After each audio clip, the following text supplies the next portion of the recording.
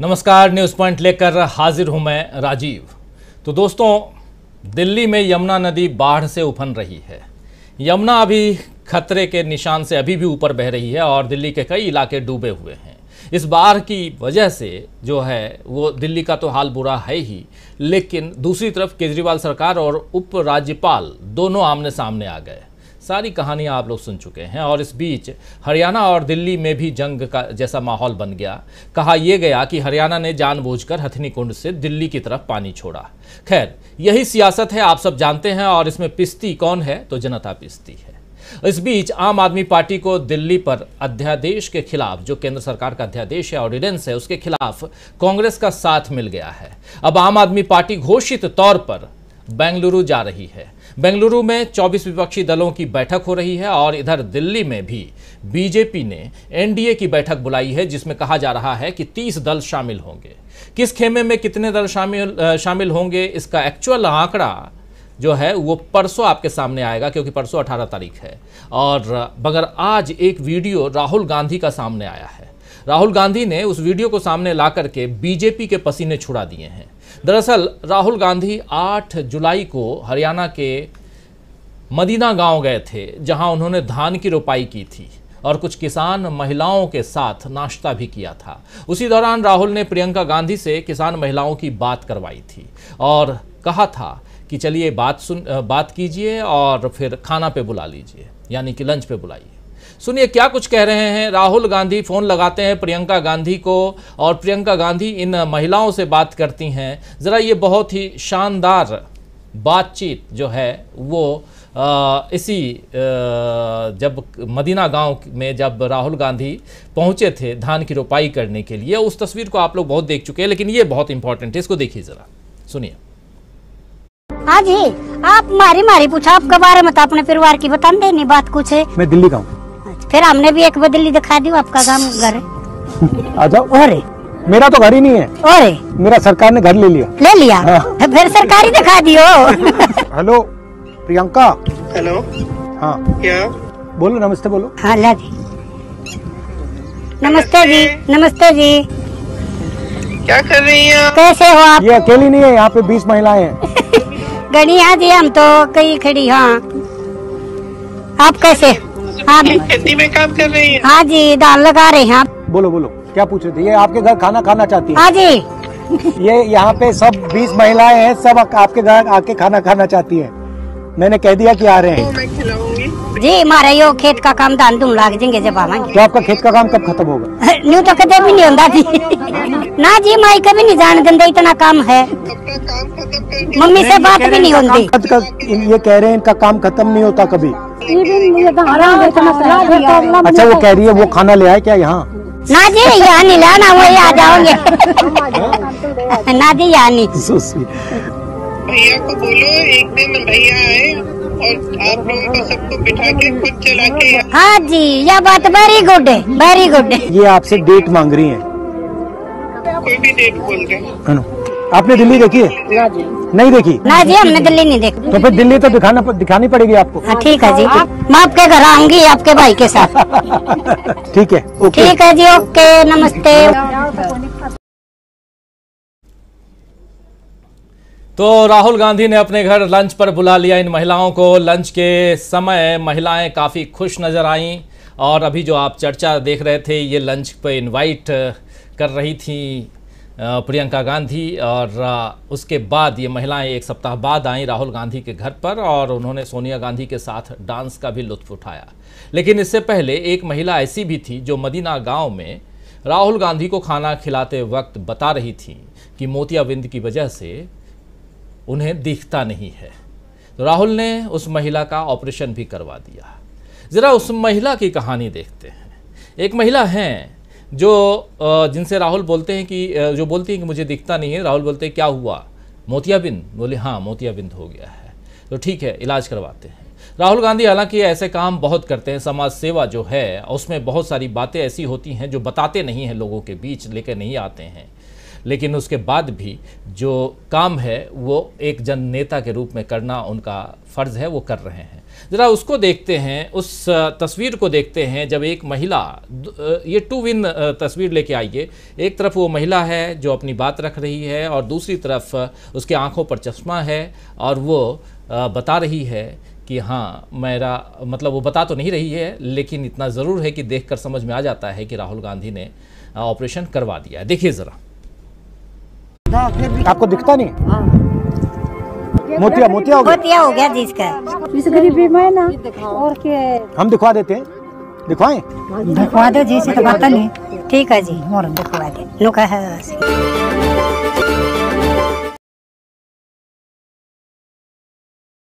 आप ये जो महिला जो चश्मा लगाई हुई दूसरी तरफ खा रही हैं, ये उसी महिला को जो इन्होंने कहा कि हम दिखवा देते हैं, दिखवाएं, तो कहा हाँ जी दिखवा दो। तो ये उसके बाद अब आँख जो है, आँख का ऑपरेशन शायद हो चुका है, ये साफ दिखाई दे रहा है। तो खैर राहुल गांधी जहां आम जनता के बीच उनके अपने बनते हुए नज़र आ रहे हैं, तो वहीं मोदी जी जनता से दूर होते हुए नज़र आ रहे हैं।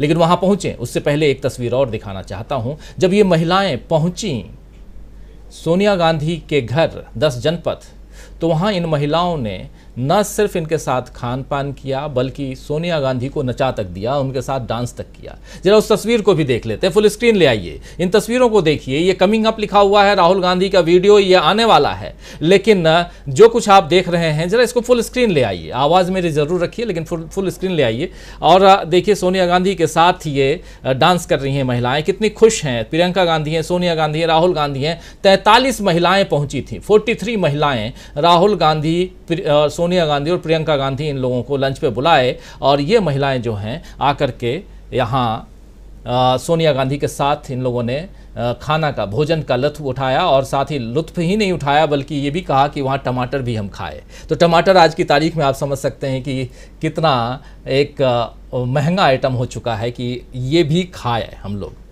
ये आप जो तस्वीर देख रहे हैं, ये तस्वीरें ज़रूर बीजेपी को रुला रही होंगी, परेशान कर रही होंगी। तो एक तरफ राहुल गांधी हैं और दूसरी तरफ मोदी जी हैं।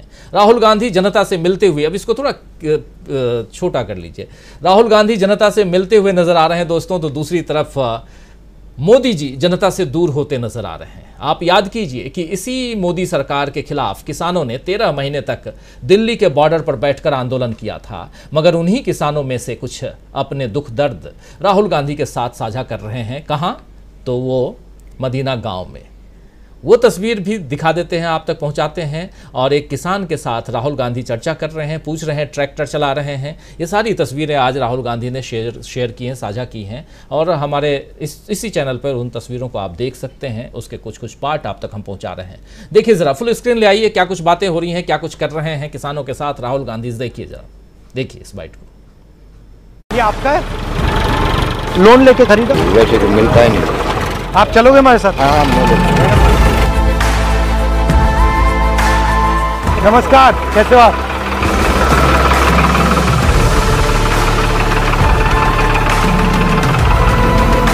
ये टूटता नहीं है, खराब नहीं होता, ब्रेकडाउन नहीं होता। और इसके जो औजार है ये भी नहीं होते। कितने साल चलते हैं? चलते हैं 15-20 साल।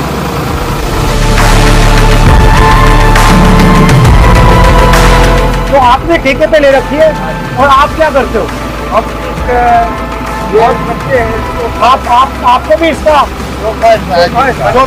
अच्छा, आपको कितना पैसा मिलता है 1 एकड़ का? 1 एकड़ का 10,000 रुपये। फसल कितनी होती है साल में? 2। तो 1 एकड़ का आपको 20,000 रुपये मिलता है। हाँ जी, मुश्किल काम है।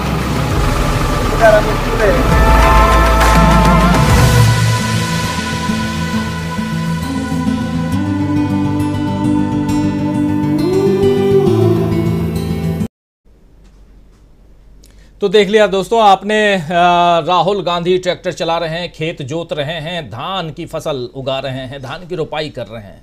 धान की रोपाई, धान की कटनी कब होती है, धान कब बनता है? ये वही महीना होगा जब देश में चुनाव होगा। तो फसल कौन काटेगा ये वक्त बताएगा, यानी कि अक्टूबर-नवंबर का महीना वक्त बताएगा कि क्या कुछ होता है, राहुल गांधी ने कैसी फसल लगाई है। इधर मोदी जी जो हैं वो चाहे किसान हो या पहलवान हो या नौजवान हो, किसी की भी सुध लेते हुए नजर नहीं आते हैं। आप याद कीजिए कि पंजाब चुनाव के समय जब कुछ किसान मोदी जी के विरोध में हाईवे पर चले आए थे तो वो वापस दिल्ली लौटते हुए एयरपोर्ट पर उन्होंने कहा था कि अपने सीएम से कहना कि मैं जिंदा वापस लौट रहा हूं। दिल्ली में पहलवानों का आंदोलन हुआ, तब पीएम साहब सिंगोल की स्थापना नई संसद में कर रहे थे। अग्निवीर योजना को अब छात्र बाय बाय टाटा कर रहे हैं और नाराजगी जता रहे हैं। उधर 2024 की बिसात बिछ रही है, कौन कितना मजबूत है ये बताने की कोशिश हो रही है। और इधर महाराष्ट्र में भी कुछ खेला हो रहा है। महाराष्ट्र में खेला ये हो रहा है कि आज जो एनसीपी से टूटे हुए नेता हैं, जो शिंदे गुट के साथ जा चुके हैं, वो आज एनसीपी के मुखिया, जो मुख्य एनसीपी है उसके मुखिया शरद पवार के घर मिले। ये तमाम नेता जो आप स्क्रीन पे देख रहे हैं, ये सब आज शरद पवार से मिलने गए, उनका आशीर्वाद लेने गए। इसके पीछे की रणनीति क्या हो सकती है उस पर भी हम चर्चा करेंगे। दूसरी तरफ बेंगलुरु है। अब इधर लेकिन देखना है कि राहुल गांधी जो हैं वो मोदी जी पर कितना भारी पड़ते हैं, कितने भारी।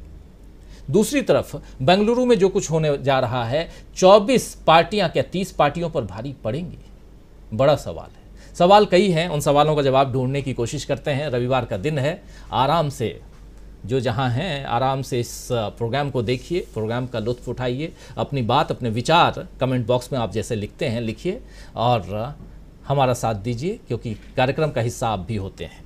चलिए इस कार्यक्रम को बढ़ाते हैं आगे। पक्ष विपक्ष की महातैयारी, राहुल पर, मोदी पर राहुल भारी, हम लिख रहे हैं। तो राहुल कितने भारी हैं और देश की सियासत में क्या कुछ चल रहा है, और इन सब के बीच राहुल गांधी की ये राजनीति क्या कुछ कहती है, और प्रधानमंत्री क्यों दूर होते जा रहे हैं, क्यों मणिपुर का मां अभी तक नहीं कहा उन्होंने। देश ही नहीं बल्कि विदेश में भी मणिपुर पर चर्चा हो रही है, बहुत कुछ। उसके साथ साथ 18 तारीख, 17 और 18 कल और परसों बहुत इंपॉर्टेंट डे। हमारे साथ कुछ वरिष्ठ साथी जुड़े हुए हैं, उन सबसे आपका परिचय करवाता हूं और आगे बढ़ते हैं। जरा स्क्रीन पर हमारे तमाम साथियों को ले आइए। इस वक्त हमारे साथ 4 वरिष्ठ साथी जुड़े हुए हैं। प्रोफेसर अखिल स्वामी जी हमारे साथ जुड़े हुए हैं, हमारे साथ प्रशांत टंडन जी जुड़े हुए हैं, हमारे साथ अमलेंदु उपाध्याय जी जुड़े हुए हैं, और हमारे साथ एक अंतराल के बाद डॉक्टर दीपक पाचपोर जी जुड़े हुए हैं। दीपक पाचपोर जी अभी पहाड़ों से नीचे उतरे हैं, यानी हिमाचल प्रदेश में थे, और हिमाचल प्रदेश का हाल आप सब जानते हैं, बहुत बुरा हाल है, लेकिन वहाँ से सुरक्षित वो वापस अपने घर लौट चुके हैं। दीपक जी आपका स्वागत करता हूँ, और स्वागत आप तमाम दोस्तों का, और स्वागत आप तमाम दोस्त साथी शुभचिंतक का जो अब तक जुड़ चुके हैं, जुड़ने वाले हैं इस कार्यक्रम में। देख रहे हैं एक तस्वीर हमारे नीचे भी, इस तस्वीर में आप उन किसान महिलाओं को, खेतीहर मजदूरों को कह सकते हैं, देख रहे हैं जो खुश हैं दिल्ली आकर। इनकी तस्वीरें बहुत हैं, और इन तस्वीरों को अब अगली तस्वीर जो आएगी, अगला वीडियो जो आएगा, वो भी हम आप तक शेयर करेंगे। राहुल गांधी इन महिलाओं को दिल्ली दर्शन करवा चुके हैं, और जिनको कोई दुख तकलीफ कष्ट जो भी हुआ हो, था अगर रहा हो, सब दूर कर चुके हैं। स्वामी जी कैसे देखा जाए, राहुल गांधी से शुरुआत करते हैं, महाराष्ट्र भी पहुंचेंगे, और महाराष्ट्र में क्या खेला हो गया है ये प्रशांत टंडन जी से ज़रूर जानना चाहूँगा। कुछ एक्सक्लूसिव लेकर ज़रूर आएंगे प्रशांत जी, लेकिन पहले आपसे ये जो एक्सक्लूसिव है, जो आज विस्फोट किया है राहुल गांधी ने, कितना अंदर तक हिलाया होगा राहुल गांधी का ये वीडियो? देखिए राजीव जी, आज उस युग में हम जी रहे हैं जिसमें माँ बाप के कैटरेक्ट का ऑपरेशन बेटा भी कराने को तैयार नहीं होता है। उस हिंदुस्तान में, उस युग में राहुल गांधी एक कृषक महिला की आंखों का ऑपरेशन कराते हैं, क्योंकि वो देखते हैं कि उस महिला को दिखाई नहीं पड़ता। देखिए आप भावना देखिए, आप सोनिया जी को नाचते हुए देखिए, आप प्रियंका गांधी को इन कृषक महिलाओं से बात करते हुए देखिए। राहुल गांधी वो व्यक्ति है, जबकि वो रेप कांड हुआ था दिल्ली के अंदर, जब निर्भया का, उसके भाई को एयरफोर्स का पायलट बनवा दिया, और बिना किसी को बताए हुए। देखिए ये है हमारे देश की परंपराएं। और दूसरी तरफ वो व्यक्ति है जो कि देश के अंदर उनके लोग कोशिश कर रहे हैं कि देश के भिन्न भिन्न भागों में आग लगे, हिंदू मुसलमानों में आग लगे, हिंदी क्रिश्चियनों में आग लगे, हिंदू सिखों में आग लगे, दलितों और सवर्णों में आग लगे। तो एक तरफ वो लोग हैं जो कि देश में आग लगाने में तत्पर हैं, और दूसरी तरफ वो लोग हैं जो कि देश में लगी हुई आग को केवल न तो बुझा रहे हैं, बल्कि पूरे देश को शीतलता दे रहे हैं। और जो बात आपने महाराष्ट्र में की, आप बाद में उसकी बात करेंगे, मुझे केवल एक टिप्पणी उसके बारे में करनी है। मराठियों ने गुजरातियों का पपलू बना दिया है, और जिस प्रकार की स्थिति आप देखिए, अजीत पवार की बॉडी लैंग्वेज को देखिएगा। अजीत पवार जब ये प्रफुल्ल पटेल प्रेस में सबको उन्मुखित हो रहे हैं, उस समय आप अजीत पवार की बॉडी लैंग्वेज देखिएगा, उनकी स्थिति क्या है। मुझे तो ऐसा लगता है कल ऐसा ना हो कि एकनाथ शिंदे और अजीत पवार बेंगलोर पहुंच जाएं।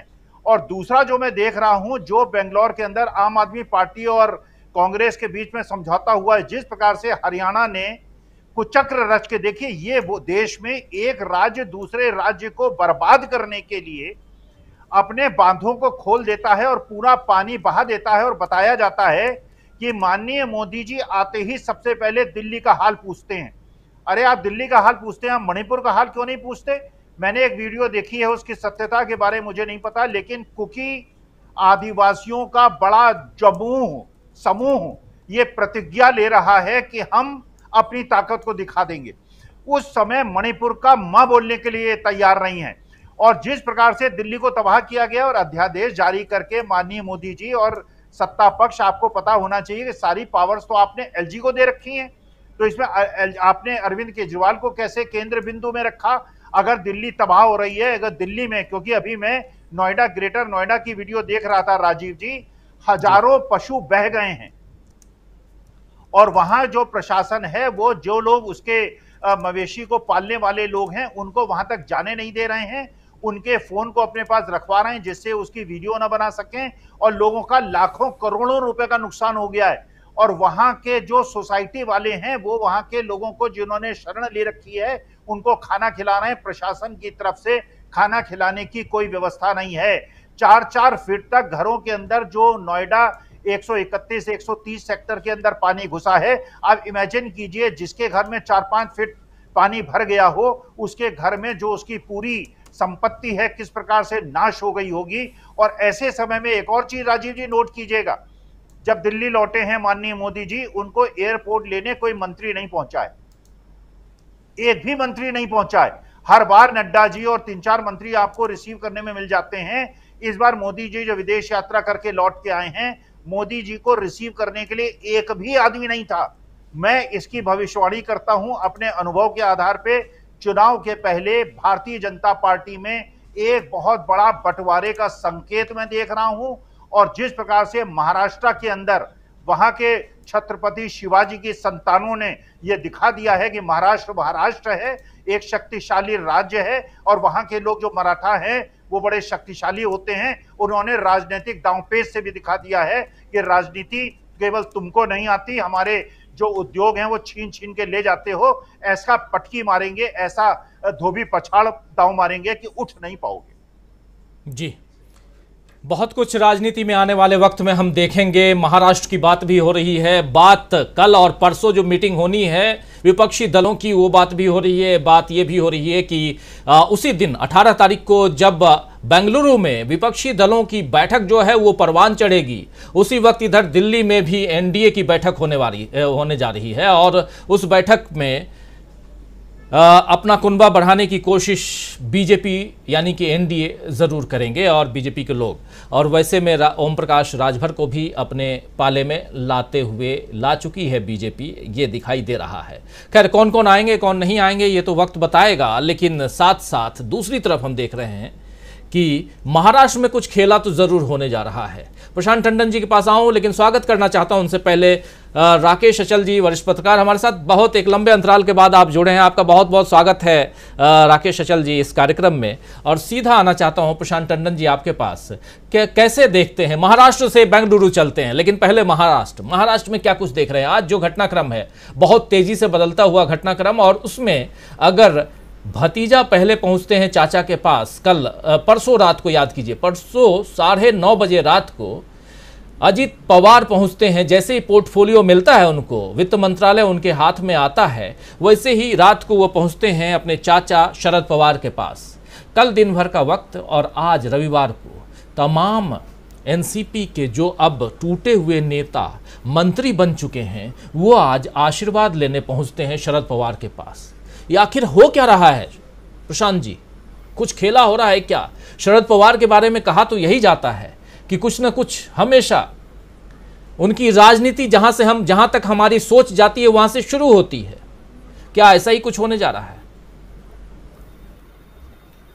पवार साहब ने लगता है गुगली फिर फेंक दी है और अभी इस गुगली को समझना बाकी है। लेकिन जो घटनाक्रम है राजीव जी वो बहुत दिलचस्प है।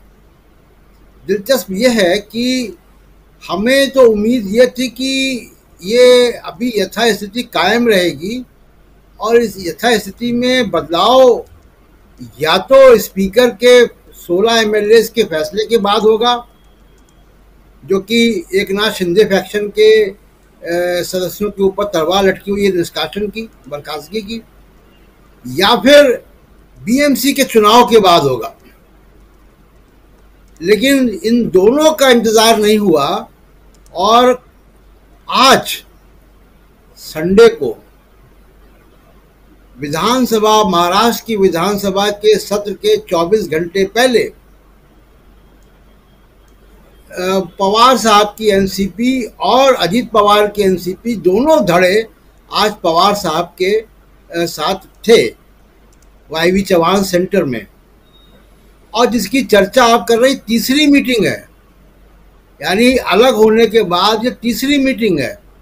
पहली मीटिंग किसी अज्ञात स्थान पर हुई थी, उसके बाद अजीत पवार पहुंचे, प्रतिभा पवार जो शरद पवार की पत्नी है उनकी सर्जरी हुई थी, उनको देखने पहुंचे और ये प्रतिभा पवार ही थी जिनके कहने पर अजीत पवार 2019 में वापस लौटे थे। तो आज जब अचानक ये हुआ दोपहर में घटनाक्रम, और कौन कौन गया वहां पे, आप ये देखिए कि वहां पे दिलीप वलसे पाटिल थे, प्रफुल्ल पटेल थे, हसन मुशर्रफ थे, छगन भुजबल थे, धनंजय मुंडे, अदिति तातकरे, डिप्टी स्पीकर नरहरि ज़िरवाल, ये सारे लोग। और उसके बाद जो एनसीपी के, यानी जो पवार एनसीपी के जो महाराष्ट्र के अध्यक्ष हैं वो भी थे वहाँ पे। तो सारे लोग, यानी दोनों ग्रुप के नेता जो है आज वहाँ पे मिल लिए, तो कोई ना कोई बात तो हुई है।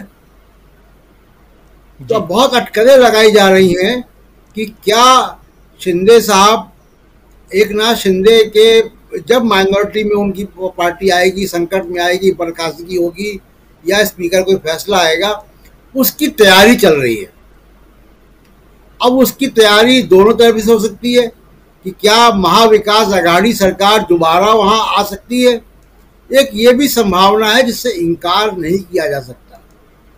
बहुत कुछ तय होगा स्पीकर के फैसले के बाद, लेकिन आज की ये बैठक बहुत महत्वपूर्ण है। विधानसभा सत्र के एक दिन पहले और पवार साहब की एक नई गुगली आ चुकी है। अब देखना है कि ये गुगली ऑफ स्पिन लेती है कि लेग स्पिन लेती है और किसको बोल्ड करती है, कौन इस पे कैच आउट होता है, कौन हिट विकेट होता है, ये देखना बाकी है। जहां तक बेंगलोर की बात है राजीव जी, बेंगलोर की बात में सिर्फ मैं अभी इतना कहूँगा कि बाकी बातें बाकी लोगों को सुनने के बाद कहूँगा। अरविंद केजरीवाल जी का बोर्डिंग पास आ गया है बेंगलोर का। कांग्रेस ने ये कह दिया है कि वो जो ऑर्डिनेंस आया है, जो इसको मुद्दा बना रहे थे, वो ऑर्डिनेंस का कांग्रेस अब साथ नहीं देगी, विरोध करेगी। और उसके आते ही एक उत्साह दिखाई दे रहा है आम आदमी पार्टी में, और अब ये बेंगलोर जा रहे हैं। ये बड़ा अच्छा एक शुरुआत है राजीव जी, और कांग्रेस ने भी बड़ा दिल दिखाया है। खड़गे साहब ने 24 नेताओं को पर्सनली इनविटेशन भेजे हैं, यानी 24 पार्टियां वहां पे आ सकती हैं। उसके अलावा जो आम आदमी पार्टी का डेवलपमेंट है उसको मैं क्यों बहुत सिग्निफिकेंट मान रहा हूँ। एक तो दिल्ली है, अरविंद केजरीवाल को बहुत मीडिया कवरेज मिलता है, इनकी सोशल मीडिया प्रेजेंस बड़ी स्ट्रांग है, परसेप्शन बिल्ड करते हैं। और अगर आप देखिएगा कि जो गैर बीजेपी पार्टियां हैं उसमें गैर कांग्रेसवाद का झंडा यही उठाए हुए थे। बहुत सी पार्टियां जो कांग्रेस के साथ नहीं भी हैं, जैसे मान लीजिए कि तेलंगाना की पार्टी केसीआर की, वो कांग्रेस के साथ नहीं है, लेकिन वो कांग्रेस पे बिलो द बेल्ट हमले नहीं करते। ममता बनर्जी यूपीए का हिस्सा नहीं है, लेकिन ममता बनर्जी कभी भी बिलो द बेल्ट कांग्रेस पे हमला नहीं करती है। मायावती, अखिलेश यादव उत्तर प्रदेश से, ठीक है, कांग्रेस के खिलाफ बयान देते हैं कई बार, लेकिन कांग्रेस के ऊपर बहुत जोरदार हमले की बात नहीं करते हो। अरविंद केजरीवाल एक ऐसे व्यक्ति थे जो चाहे गोवा जा रहे हो, चाहे गुजरात जा रहे हो, वो कांग्रेस की ऑबिचुरी लिख रहे थे कि कांग्रेस खत्म हो चुकी है, कांग्रेस है ही नहीं। तो कांग्रेस के खिलाफ जो सबसे मुखर आवाज राजनीति में बीजेपी के बाद थी, वो आम आदमी पार्टी थी जी। तो इनके रेडियो का वॉल्यूम थोड़ा बेंगलोर जाके कम होने की उम्मीद है। राजीव जी। आम आदमी पार्टी के रेडियो का जो वॉल्यूम है वो बेंगलोर जाने के बाद कम होने की गुंजाइश दिखाई दे रही है, और वो भी तब जब कांग्रेस ने बड़ा दिल दिखाते हुए कह दिया है कि जो अध्यादेश केंद्र सरकार लेके आई है दिल्ली के ऊपर, उस अध्यादेश के साथ नहीं बल्कि उसके खिलाफ है, और वो आम आदमी पार्टी के पक्ष में जब वोटिंग की बात आएगी अभी मानसून सत्र में, क्योंकि उस अध्यादेश को मानसून सत्र में पास करवाना होगा, जो नज़दीकी 6 महीने के अंदर आप कोई भी बिल लेके आते हैं तो पास करवाना होता है, वरना वो बिल अपने आप में समाप्त माना जाता है, फिर आपको नए बिल के साथ में आना पड़ता है। तो ये एक भारत के संविधान का हिस्सा है। नियम कायदे जो हैं वो आप तक रख रहा हूँ, और उस नियम के अनुसार, और यहाँ पे अगर कांग्रेस पार्टी आम आदमी पार्टी का साथ नहीं देती तो कहीं ना कहीं आम आदमी पार्टी वाले ये कहते कि देखो ये बीजेपी के साथ है। तो ऐसे भी एक जो आइडियोलॉजी है कांग्रेस की, उस आइडियोलॉजी के हिसाब से भी कांग्रेस जो है वो बीजेपी के साथ नजर नहीं आएगी, क्योंकि कांग्रेस अकेली ऐसी पार्टी है जो कभी भी बीजेपी के साथ जाकर के गठबंधन में न सरकार बनाई न उसके साथ गई। तो यहाँ पर परिस्थितियां बदली हुई इसलिए भी दिखाई दे रही हैं क्योंकि आम आदमी पार्टी का साथ देती हुई यहाँ कांग्रेस दिखाई दे रही है, और इसके बाद आम आदमी पार्टी में खुशी का माहौल है, और वो अब टिकट कटा चुकी है वो पार्टी बेंगलुरु जाने के लिए। आज घोषित तौर पर आम आदमी पार्टी ने प्रेस कॉन्फ्रेंस करके ये बात कह दी है कि अब कांग्रेस हमारे साथ है और हम कांग्रेस के साथ हैं और हम जा रहे हैं बेंगलुरु। यानी दल बल बेंगलुरु पहुंच रहा है। अब बेंगलुरु में जो जमावड़ा लगने वाला है उसमें एक बात और बार बार आएगी, इसलिए आप लोगों तक पहुंचा दे रहा हूं कि ममता बनर्जी कल नहीं पहुंचेंगी, क्योंकि ममता बनर्जी का हेलीकॉप्टर इमरजेंसी लैंड करने के कारण उनको चोट लगी और उनको अभी 1-2 दिन आराम करने की सलाह है। तो वो कल डिनर पार्टी में तो नहीं पहुंचेंगी बेंगलुरु, लेकिन परसों दिन भर रहेंगी बेंगलुरु में, मतलब मीटिंग में वो भी रहेंगी। तो ये भी खबर चलाई जाएगी कल दिन भर कि देखो एक नेता नहीं पहुंचा, सोनिया गांधी की डिनर पार्टी से उन्होंने अपने आप को अलग कर दिया। लेकिन ये नहीं बताया जाएगा कि वो अलग क्यों हुई, ये आप तक हम पहुंचा रहे हैं। हमारे साथ जुड़े हुए हैं वरिष्ठ पत्रकार राकेश अचल जी, और एक लंबे अंतराल के बाद राकेश अचल जी को हम सुनेंगे आज। सीधे आपके पास आना भी चाहता हूं अचल साहब आपके पास, और आपसे समझना चाहता हूं देश की सियासत में बहुत कुछ चल रहा है, रोज इतनी घटनाएं होती हैं अचल साहब कि उसमें किस बात को यहाँ किसका जिक्र करें किसकी बात ना करें वो लगता है, और हमारा 2 घंटे का समय ऐसे निकल जाता है। आपसे समझना चाहता हूं महाराष्ट्र में जो कुछ हो रहा है, जो अभी रख रहे थे प्रशांत टंडन जी, उसको आप किस दिशा में कैसे देखते हैं? दूसरा, राहुल गांधी की राजनीति में बहुत कुछ हो चुका है, और एक नया वीडियो जो आज उन्होंने शेयर किया है उसका एक और पार्ट आने वाला है जिसमें किसान महिलाएं जो हैं वो सोनिया गांधी के साथ डांस कर रही हैं। महिलाओं ने सोनिया गांधी को भी डांस करवा दिया, और सबसे बड़ी चीज ये कि डांस करना, खुशी का माहौल पैदा करना, ये तो अलग चीज है, लेकिन इसी दिल्ली में, इसी हरियाणा में, इसी पंजाब में किसान आज भी नाराज हैं मोदी सरकार से, और यहां से शुरुआत होती है परेशानियों की। जो बीजेपी की परेशानी है वो परेशानी इन तस्वीरों को देख करके कितनी बढ़ रही है परेशानी, या कहें तो कांग्रेस कितनी परेशानी बढ़ा रही है बीजेपी की, ये भी आपसे समझना चाहता हूं। तो एक बात किसानों की, एक राहुल गांधी की राजनीति की, और दूसरी बात सीधे महाराष्ट्र की जो कुछ चल रहा है। देखिए राजीव जी, अभी टंडन जी ने बहुत ही अच्छी बात कही कि महाराष्ट्र में कब क्या हो जाए इसके बारे में कोई भविष्यवाणी, कोई भी भविष्यवक्ता कर नहीं सकता है। महाराष्ट्र की राजनीति देश की विपक्ष की राजनीति को तोड़ने का, उसमें ब्रेक लगाने का एक छोटा सा प्रयास भारतीय जनता पार्टी की तरफ से हुआ। उन्होंने पहले शिवसेना को तोड़ा, मन नहीं भरा तो एनसीपी को तोड़ लिया, लेकिन एनसीपी में अभी भी शरद पवार जी की मौजूदगी इन संभावनाओं को बनाए हुए है कि क्या एक बार फिर शिवसेना, ये एनसीपी एक हो करके भारतीय जनता पार्टी को और शिवसेना का जो दूसरा धड़ा है एक नाथ शिंदे वाला, उसको झटका देके महाराष्ट्र आघाड़ी गठबंधन की सरकार बना सकता है। अगर ऐसा है तो आप ये मान के चलिए कि देश की राजनीति के लिए ये एक बहुत बड़ा घटनाक्रम माना जाएगा और जो विपक्षी एकता है उस विपक्षी एकता को इस महाराष्ट्र के घटनाक्रम से बहुत ताकत मिलने वाली है। जहां तक सवाल किसानों की है और राजीव गांधी की है, राहुल गांधी की है, तो आप देखेंगे कि राहुल गांधी तो पिछले 1 साल से लगातार भारतीय जनता पार्टी के लिए सिरदर्द ही नहीं बने हैं, बल्कि उनकी नींद गायब करने वाले व्यक्ति राजनीति में बने हैं। और देश की सारी उम्मीदें, जो निराशा से देश गुजर रहा है पिछले 3-4 साल से, तो और ज्यादा गुजर रहा है, 9 साल वैसे हो गए हैं, उसमें किसान है, मजदूर है, नौजवान है, सभी लोग हैं।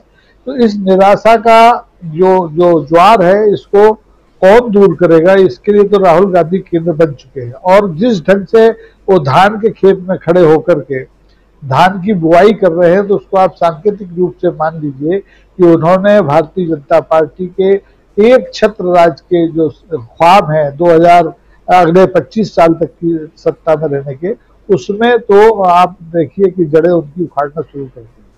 और जो अभी जो भानुमती के कुनवे की बात हो रही जोड़ने की, चाहे वो सत्ता पक्ष की ओर से हो चाहे विपक्ष की ओर से, उसमें भी राहुल गांधी की कांग्रेस को और राहुल गांधी को तमाम कामयाबी मिलती दिखाई दे रही है। देखिए, भारतीय जनता पार्टी को ये छोटे छोटे जो जातीय आधारित दल है, चाहे वो पासवान की पार्टी हो, चाहे मांझी की पार्टी हो, चाहे ये जो उत्तर प्रदेश वाले राजभर साहब हैं इनकी पार्टी हो, इनको साथ लेने की जरूरत क्या है।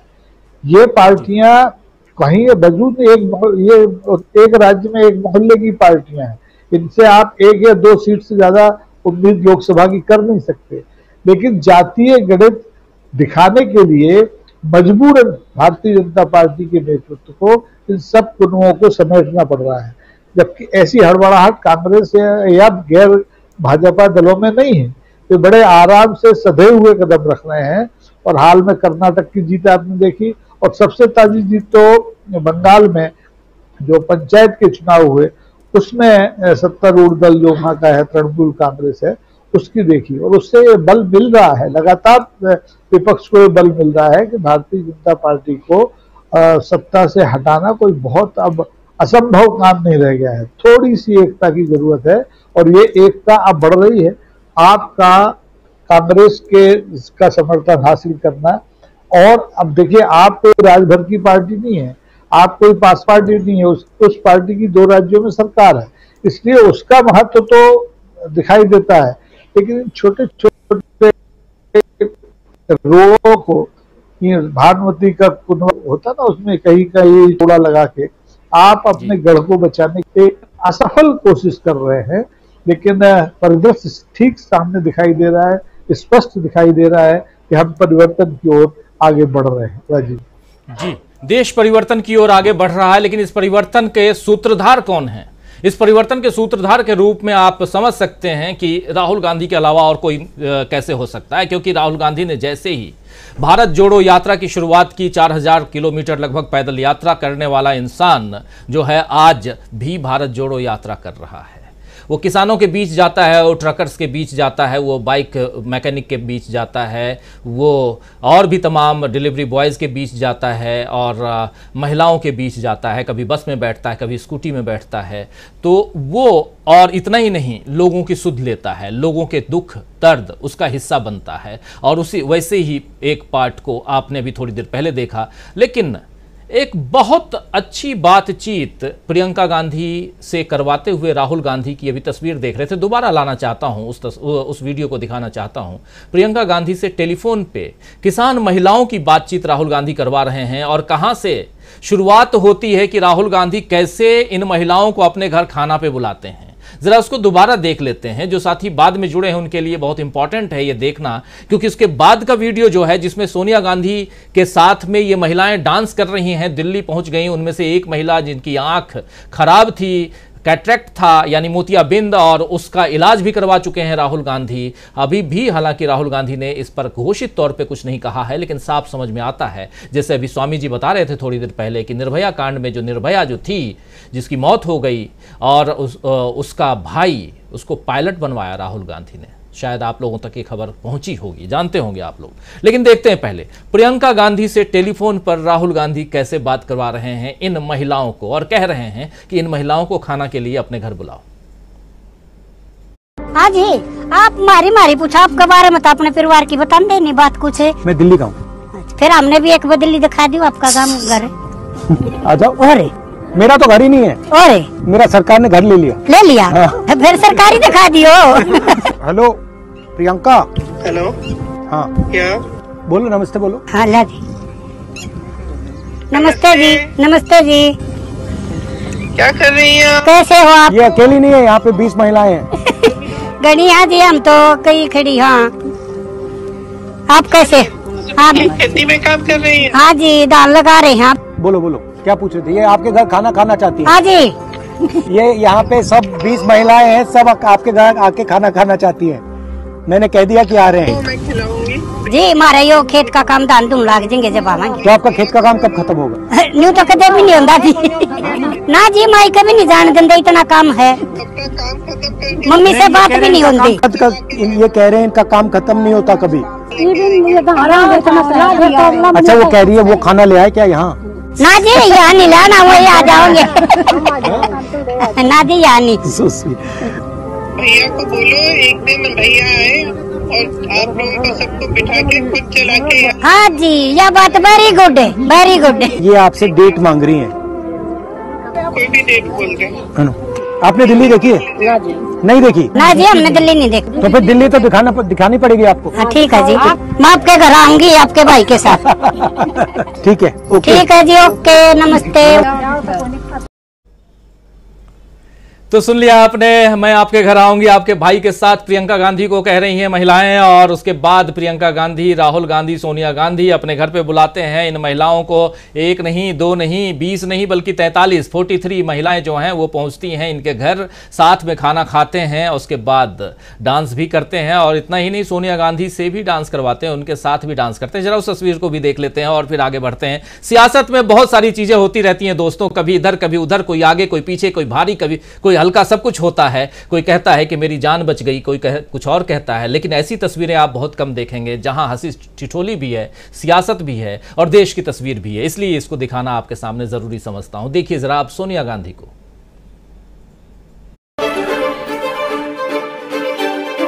नमस्कार, कैसे हो? अच्छा, कैसा लगा दिल्ली, कैसे लगी?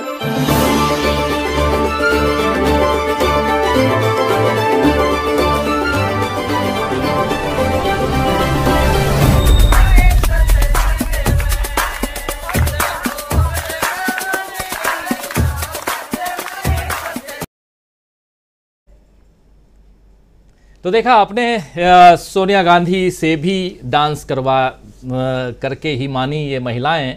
और प्रियंका गांधी और राहुल गांधी तो बहुत सहज होते हैं। जब भी आप देखें, चाहे गांव में चाहे दूसरी जगह पे, ये बहुत अच्छी तरह से मिलते हैं लोगों से। और ये एक मिलना, और दूसरी तरफ प्रधानमंत्री नरेंद्र मोदी जो कहते हैं कि एक अकेला सब पर भारी, वो तस्वीर भी आप लोग बहुत अच्छी तरह से जानते हैं। तो कहाँ नफरत और कहाँ मोहब्बत, यही पैगाम तो इस देश को चाहिए भी। हमारे साथ जुड़ गए हैं सुनील शुक्ला जी, वरिष्ठ पत्रकार हमारे साथी। आपका स्वागत करता हूं सुनील जी। आपका वीडियो थोड़ा डाउन है, मैं समझ रहा हूं, आप कहीं अपने मुख्यालय से बाहर हैं और मौसम भी ख़राब है, तो उस हिसाब से भी समझा जा सकता है। लेकिन आपकी आवाज़, आपकी बात हम पहुंचाने की कोशिश करेंगे अपने तमाम साथियों तक जो जुड़े हुए हैं। आना चाहता हूँ दीपक पाचपोर जी, लंबी यात्रा करके लौटे हैं आप, हिमाचल प्रदेश गांव गांव घूम के आए हैं और हिमाचल प्रदेश का हाल बहुत बुरा है, आप जान रहे हैं। लेकिन आपके अनुभवों को भी और उसके साथ साथ जो देश में चल रहा है उस तस्वीर को भी आपके ज़रिए रखना समझना चाहता हूं। महाराष्ट्र की तस्वीर को, महाराष्ट्र की सियासत को आप बहुत नज़दीक से देखे हैं, लंबा वक्त आपका गुजरा भी है वहाँ पत्रकारिता करते हुए भी। उस हिसाब से भी आपसे महाराष्ट्र में कैसे देखा जाए जो कुछ हो रहा है, जिस बारे में प्रशांत टंडन जी कह रहे थे। बेंगलुरु चलेंगे, खूब चर्चा करेंगे बेंगलुरु की। कल से तो हम लोग बेंगलुरु में ही रहेंगे और वहाँ से भी आप लोगों के बीच पहुँचाएंगे ही, वहाँ का एक एक विश्लेषण आप तक पहुँचाएंगे, एक एक तस्वीर पहुँचाएंगे। लेकिन बेंगलुरु से पहले महाराष्ट्र में जो हलचल है कैसे आप देखते हैं, किस हिसाब से देखा जाए? और उससे पहले दिल्ली में जो हलचल राहुल गांधी करके बैठे हुए हैं, कितनी नींदें खराब कर रही हैं, कितनी नींदें उड़ा रही हैं, कितनी ज़मीनें या कितनी जड़ें जो हैं वो कमज़ोर हो गई हैं कांग्रेस बीजेपी की। राजू जी, आपने बताया कि मैं पहाड़ों से नीचे उतर आया हूं। मेरा पहाड़ों से उतरना उतना महत्वपूर्ण नहीं है जितना इस समय भाजपा का जो ऊंट है वो राजनीति के पहाड़ से नीचे उतरता हुआ दिख रहा है और उसको पता चल रहा है कि 2024 की जो चोटी है वो वाकई कितनी ऊंची है। तो उसके कई कारण है, जिसमें महाराष्ट्र का ये जो शरद पवार का जो खेल है, मतलब अगर शुद्ध बिहारी मुहावरे में कहा जाए तो खेला, इस खेला को समझना वाकई बड़ा मुश्किल है। ये आने वाले समय में कुछ ना कुछ अनफोल्ड जरूर होगा। लेकिन आप याद कीजिए कि पिछले कुछ पहली बार जिस समय देवेंद्र फडणवीस जो है वो मुख्यमंत्री बने थे और उन्हें रातों रात कोश्यारी जी ने जो उन्हें शपथ दिलाई थी, और उसके बाद एक ही 2 दिन के बाद ऐसा दांव पलटा था कि पता चला कि अजीत पवार वगैरह जितने एनसीपी के वो नेता जिनके ऊपर कोई ना कोई जांच चल रही है, वो सारे के सारे उन्हें क्लीन चिट भी मिल गई और वो सरकार में भी बने रहे। और बाद में उन्होंने जो जो करना चाहा उद्धव ठाकरे के साथ लगभग 2.5 साल सरकार भी चला दी। तो अभी अगर भारतीय जनता पार्टी ये सोचती है कि इस तरीके से दूसरी बात तोड़कर इनको अजीत पवार को उप मुख्यमंत्री बनाकर उन्होंने कोई बहुत बड़ा खेल जीत लिया है, इस गेम को जीत लिया है, तो ये गलतफहमी आज जो है वो उनकी शायद दूर हो जाएगी। और आज की रात से लेकर जब तक कांग्रेस की 2 दिन की बैठक चलती है तब तक मुझे नहीं लगता कि भारतीय जनता पार्टी वाकई शरद पवार के इस खेल को समझ पाएगी।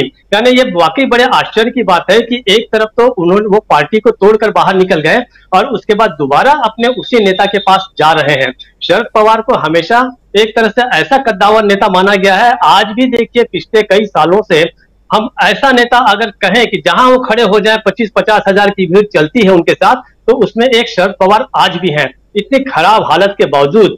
तो मुझे ऐसा लगता है कि भारतीय जनता पार्टी के लिए बहुत चिंता की बात है। और ये जो कुनबा है, ये कुनबा जो बढ़ता जा रहा है लगातार, अब आप पार्टी भी उसमें शामिल हो गई, जिसके बारे में उम्मीद नहीं थी और भारतीय जनता पार्टी सोच रही थी कि शायद ये जो मोहरे हैं ये हमारे लिए ही काम करते रहेंगे। तो अब बात बड़ी स्पष्ट हो गई है, कांग्रेस ने बड़ा दिल तो दिखाया ही है। अब जितने भी ऐसी जो क्षेत्रीय पार्टियां हैं उन्हें भी सोचना पड़ेगा कि क्या वे कांग्रेस का उपयोग जो है केवल अपने छोटे मोटे कामों को निपटाने के लिए, उनके खिलाफ आने वाले विधेयकों के लिए, या उनके खिलाफ कोई ऐसी बात हो रही है उनका कांग्रेस का समर्थन पाने के लिए हमें समर्थन करना है, या मेरिट बेसिस पे लोकतंत्र के व्यापक हित में जाना है। ये मुझे ऐसा लगता है कि यह चिंतन अब जो है आप पार्टी भी करेगी और केजरीवाल साहब भी करेंगे, ऐसी मुझे उम्मीद है। अब देखना है कि कल और परसों वहां पर वो क्या भूमिका निभाते हैं, किस तरीके के अपने लिए अपना टास्क निर्धारित करते हैं और कितना वो कांग्रेस के साथ जाते हैं, ये अगले 2 दिन में होना है। कल और परसों की जो मीटिंग है विपक्षी दलों की, ये बहुत बहुत बहुत महत्वपूर्ण है। उसका देखिए एक कारण, सबसे बड़ी बात तो यह है कि एडवांटेज कांग्रेस को इस तरीके से है कि दोनों तरफ कांग्रेस और भारतीय जनता पार्टी दोनों अपना अपना कुनबा बढ़ा रहे हैं, अपने अपने खेमे में लोगों को लाने की कोशिश कर रहे हैं। लेकिन देखिए बहुत ही बारीक फर्क यह है कि ये सारे दल कांग्रेस की तरफ जा रहे हैं, जबकि इसके ठीक विपरीत भारतीय जनता पार्टी अपना कुनबा बढ़ाने के लिए लोगों की तरफ जा रही है।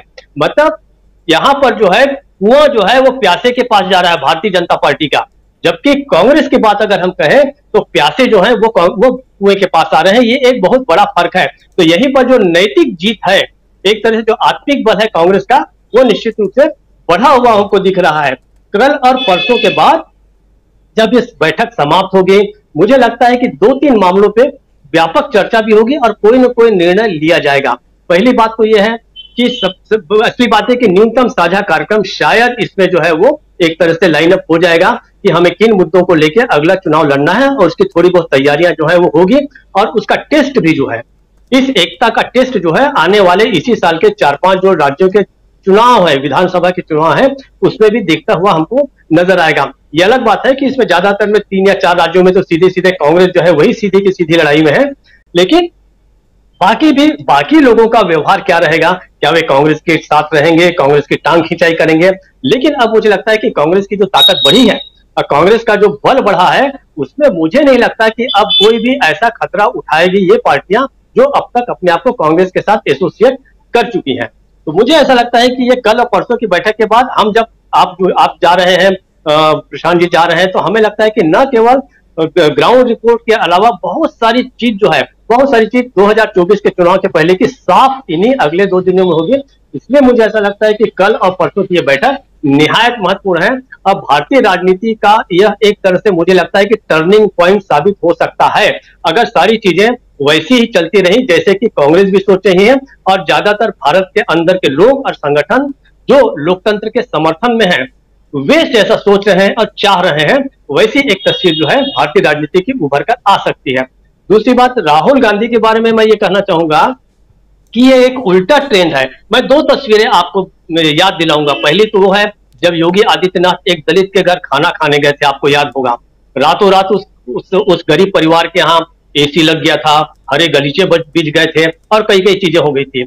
और दूसरी तस्वीर हाल की है, 1.5-2 महीने पहले की, जो है जो भारतीय जनता पार्टी के महाप्रवक्ता है संबित पात्रा, आप वो तस्वीर को याद कीजिए और शायद वो मिल भी जाएगी। एक 3-4 गरीब बच्चों के साथ बैठ के खाना अकेले खा रहे हैं और एक बच्ची जो है बड़ी आशा देख रही है। वो बहुत ही हृदय विदारक तस्वीर थी राजू जी, बड़ी मार्मिक तस्वीर थी कि कैसे एक व्यक्ति 3-3 गरीब बच्चों के सामने एक झोपड़ी के अंदर कैसे इतने तरह के पकवान खा सकता है। तब भी लोग कहते थे कि भाई आप दलितों के यहाँ हमेशा खाते हैं, गरीबों के यहाँ खाते हैं, किसानों के यहाँ खाते हैं, उन्हें कब बुलाओगे। तो ये जो रिवर्स ट्रेंड है ये बड़ा काम करेगा और ये निश्चित रूप से ट्रेंड सेटर है कि इन्होंने इन सबको खाना खाने के लिए अपने घर बुलाया। वरना राजनेता जो है वो दूसरे राजनेताओं को ही बुलाते हैं, अधिकारियों को बुलाते हैं। और जिस उन्मुक्त भाव से महिलाएं वहां गई, पहले उन्होंने बात की प्रियंका से, जिस तरीके से बात की और बाद में खाना खाने गए, तो एक बहुत सुंदर तस्वीर है लोकतंत्र की कि आपको लोकतंत्र जो है, जो आपके महल है उसमें जब तक सामान्य जनता का प्रवेश नहीं होगा आपकी राजनीति जो है वो बिल्कुल बेकार है। मैं ऐसा सोचता हूं राजपथ को जब तक जनपथ को नहीं आमंत्रित करेगा, राजपथ जो है जनपथ के साथ जब तक मिक्सअप नहीं होगा, जब तक दोनों एक दूसरे की भावनाओं के साथ तादाद में स्थापित नहीं करेंगे, तब तक जो है आप किसी भी तरह के चमत्कार की, चुनावी चमत्कार की भी मैं बात कर रहा हूं, उम्मीद नहीं कर सकते। अंतिम बात, जो राहुल गांधी जो है वो बहुत सारे काम इस तरीके से बहुत चुपचाप करते हैं। मैं एक छोटा सा किस्सा बता के खत्म करता हूं। आपको याद होगा कि अकबर के नवरत्नों में एक थे अब्दुल रहीम खान खाना। वो अपनी दरिया दिली के लिए बड़े प्रसिद्ध थे और वो अक्सर उनके दरबार में या उनके घर पर जो कोई आता था वो कभी खाली हाथ नहीं जाता था। लेकिन वो जब भी किसी को दान देते थे तो अपनी आंखों को नीचे करके करते थे और दान देते थे। तो जब तुलसीदास को ये बात पता चली तो उन्होंने एक दोहा लिखकर भेजा कि ऐसी देनी देन ज्यों हित सीखे हो सैन, ज्यों ज्यों कर ऊंचो करे त्यों त्यों नीचे नैन। कि मेरे मित्र ये देना तुमने कहां से सीखा है कि जैसे जैसे तुम्हारा कर, तुम्हारे हाथ ऊंचे उठते हैं वैसे वैसे तुम्हारी आंखें नीचे होती जाती है। तो चूंकि अब्दुल रहीम खान खाना भी एक अच्छे कवि थे, अरबी, फारसी और बहुत सारे लोग भाषाओं के जानकार थे, तो उन्होंने उसका जवाब दूसरे दोहे में ये भेजा कि देनहार कोई और है, भेजत वो दिन रैन, लोग भरम हम पे करे तासो नीचे नैन। अरे भाई भेजने वाला तो ऊपर वाला है, खुदा है, अल्लाह है, भगवान है, वो मुझे भेज रहा है। लेकिन लोगों को एक गलतफहमी होती है कि मैं आपको दे रहा हूं, इस शर्म से मेरी आंखें जो है वो झुक जाती हैं। तो आज मैं राहुल गांधी का ये चुपचाप करने वाला जो परोपकार का काम है वो जब मैं देखता हूं, सुनता हूं उसके बारे में, तो मुझे आशा लगती है कि आज भी लोग जो है चुपचाप बिना किसी को कहे दान कर रहे हैं। तो ये मैं कहता हूं ये बहुत ही सुंदर तस्वीरें जो है लोकतंत्र के सामने आ रही है राजीव जी।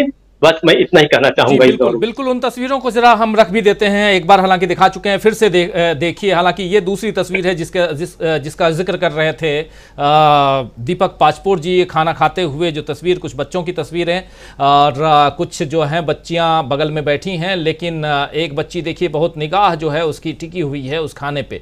चलिए दूसरी तस्वीर, राहुल गांधी जिस महिला से बात कर रहे हैं, महिला जो है वो खाना बना के लाती हैं और खेत में खाना खा रहे हैं, और उसके बाद उनमें से एक महिला कहती है कि मुझे दिखाई कम देता है, तो पूछते हैं क्या मोतियाबिंद हो गया है और इलाज करवा दें, और इलाज करवाते हैं। और दूसरी बार जब ये महिलाएं राहुल गांधी के घर आती हैं तो उनमें से वो महिला आंख पर चश्मा लगाई हुई, काला चश्मा लगाई हुई दिखती हैं। जरा देख लीजिए, इस पूरे फुल स्क्रीन ले आइए, इस तस्वीर को दिखाइए, इस बाइट को दिखाते हैं और फिर आगे बढ़ते हैं। बहुत इंपॉर्टेंट चर्चा यहाँ चल रही है, उसको देखिए जरा। आपको दिखता नहीं? मोतिया मोतिया हो गया जिसका। इस गरीबी में ना और के हम दिखवा देते हैं, दिखवाएं? दिखवा दो जी से तो पता नहीं। ठीक है जी, और दिखवा दे। लुका है आपको दिखता नहीं? मोतिया मोतिया हो गया जिसका। इस गरीबी में ना और के हम दिखवा देते हैं, दिखवाएं? दिखवा दो जी से तो पता नहीं। ठीक है जी, और दिखवा दे। लुका है तो हम दिखवा देते हैं और उसके बाद आप देखिए ये महिला खाना खा रही है और आंखों पर काला चश्मा है, यानी दिखवा दिया गया है। घोषित तौर पर कुछ भी नहीं बताया गया है, साफ समझ में आता है। जिस बारे में बात कर रहे थे अभी हमारे साथी दीपक पाचपोर जी, आना चाहता हूं अमलेंदु उपाध्याय जी के पास में। अमलेंदु जी, राजनीति को किस दिशा में जाते हुए देख रहे हैं आप? उसमें भी महत्वपूर्ण बात ये कि यहाँ राजनीति अलग अलग खंडों में चल रही है। एक राजनीति एनडीए की है, बीजेपी की है, एक राजनीति यूपीए की है, कांग्रेस की है, और इन सब से इतर एक राजनीति महाराष्ट्र में चल रही है। और वहाँ से अब बेंगलुरु में एक दूसरी तीसरी राजनीति शुरू हो रही है जो 2024 की तस्वीर हम सबके सामने रखेगी। और वहाँ से पहले एक राजनीति इस देश में भारत जोड़ो यात्रा से शुरू हुई। राजनीति वर्ड इसलिए यूज कर रहा हूँ यहाँ पे क्योंकि इसके इर्द गिर्द ही देश चलता है, देश का जो पहिया है वो चलता है, लोकतंत्र आगे बढ़ता है। इसलिए भी राजनीति शब्द का इस्तेमाल कर रहा हूँ, सियासत शब्द का इस्तेमाल कर रहा हूँ। कैसे देखा जाए अमलेंदु जी? एक तो राजीव जी, एक तो सबसे बड़ी खबर जो है वो ये है कि मुख्तार अंसारी का बेटा जो है अब्बास अंसारी, जो विधायक भी है उत्तर प्रदेश में, वो एनडीए में शामिल हो गया है। अब वो मैं ऐसा क्यों कह रहा हूँ? वो ऐसा इसलिए कि वो जो ओम प्रकाश राजभर की पार्टी है, सुहेल देव पार्टी जो भी है, अब्बास अंसारी उससे ही विधायक है, समाजवादी पार्टी से नहीं है, वो सुहेल देव के उससे विधायक है। तो मुख्तार अंसारी के बेटे जो हैं विधायक जी, वो अब एनडीए में शामिल हो गए, तो भारतीय जनता पार्टी को बधाई। मुझे लगता है कि अतीक अहमद को भी उठाइए, ध्यान कर लेना चाहिए था, तो आज वो भी सम्मानित हो, तो अतीक अहमद भी तो माफिया बन के लिस्ट में जारी नाम में नहीं आया होता उनका भी। तो भारतीय जनता पार्टी को बधाई कि एनडीए में अब्बास अंसारी साहब की आमद जो है वो हो गई है। अभी 2 या 3 दिन पहले जो था वो अब्बास अंसारी की माँ का या उनकी पत्नी का किसी का एक बयान था, ध्यान नहीं आ रहा है, कि वो जेल में जो है वो सीसीटीवी कैमरे लगा दिए गए हैं मुख्तार अंसारी की बैरक के बाहर, इससे उनको दिक्कत हो रही है। मुझे लगता है कि वो सीसीटीवी कैमरे जो है वो उतर जाएंगे। अब महाराष्ट्र चलते हैं राजीव जी। महाराष्ट्र में भी जो है वो, महाराष्ट्र तो वैसे भी राष्ट्र से बड़ा है, तो वहाँ क्या क्या कब हो जाए कुछ कहा नहीं जा सकता है। बहरहाल अभी मैं खंगाल रहा था जब समाचार पत्रों को, एक तरीके से कहा जाए पोर्टल्स को, तो एक खबर दिखी 11 जुलाई की कि नासिक के धुले में कोई कार्यक्रम था, वहाँ अजीत पवार भी मौजूद थे और एकनाथ शिंदे भी मौजूद थे, और उस कार्यक्रम में एनसीपी का झंडा नहीं लगा था। तो अजीत पवार नाराज हो गए, कहा कि अब ये 3 दलों की सरकार है, उसमें एनसीपी भी शामिल है, तो एनसीपी का झंडा क्यों नहीं है? तो भारतीय जनता पार्टी के नेता है कोई गिरीश महाजन, जिन्होंने कार्यक्रम कराया था, उन्होंने तुरंत जो थी उसके लिए माफी मांगी, और शिंदे साहब ने कहा आगे से ऐसी कोई गलती नहीं होगी। यानी कि अब आगे से शिंदे साहब का वचन है कि आगे से कोई गलती नहीं होगी, तो गलती अब शिंदे साहब नहीं करेंगे, अजीत पवार क्या करते हैं अजीत पवार के ऊपर होगा। तो आप समझ सकते हैं कि महाराष्ट्र में चल क्या रहा है। चाचा से मिल के आए, बहुत अच्छी बात है, चाचा से मिले हैं, चाची से मिले हैं, बहन से मिले हैं, सब बात है। लेकिन अब देखना ये है कि राजीव जी पिछली बार लगता है कि कुछ शायद रह गए थे, अब मुकदमे हटवाना जल्दबाजी में। हालांकि उस समय भी चर्चा है, सुनी गई थी कि मुकदमे हट गए अजीत पवार के ऊपर से, लेकिन वो बाद में मालूम पड़ा कि शायद कुछ हटे थे, कुछ रह गए थे। तो हो सकता है वो अब जल्दी जल्दी वो सब हट जाए, तो अच्छी बात है। फिर कम से कम प्रधानमंत्री नरेंद्र मोदी जो है वो खड़े होकर के गारंटी नहीं दे पाएंगे कि सारे भ्रष्टाचारियों को वो जेल भेजेंगे। तो प्रधानमंत्री की ये गारंटी जो है वो कब हो जाएगी, अजीत पवार की मेहरबानी से। तो ये आप जो है उम्मीद कर सकते हैं, मैं तो ऐसी उम्मीद करता हूँ, बाकी लोग भी जो सब उम्मीद करेंगे। अब तीसरी बात, राजीव जी जो है जो बंगलौर में चल रहा है, आम आदमी पार्टी जा रही है।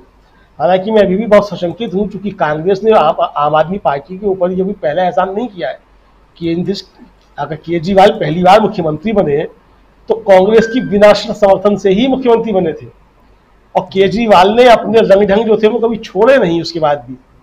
तो अब केजरीवाल जो है इसके बाद भी अपने रंग ढंग छोड़ेंगे, तो इसमें खैर मुझको संदेह है। लेकिन अच्छी बात है कि केजरीवाल अगर जा रहे हैं और ईमानदारी के साथ केजरीवाल करते हैं, अगर उस बैठक में शामिल होते हैं, जो उनका दावा है कि वो ईमानदार पार्टी है और ईमानदारी जो है कट्टर ईमानदार है वो, तो मुझे लगता है वो कट्टर ईमानदारी के साथ अब विपक्ष के साथ रहेंगे, ऐसी आशा की जा सकती है। क्योंकि वो ईमानदारी कुछ ज़्यादा ही कट्टर जो थी वो थोड़े दिनों के लिए हो गई थी, तो आशा की जा सकती है कि वो रहेंगे उस बैठक में कुल मिलाकर के।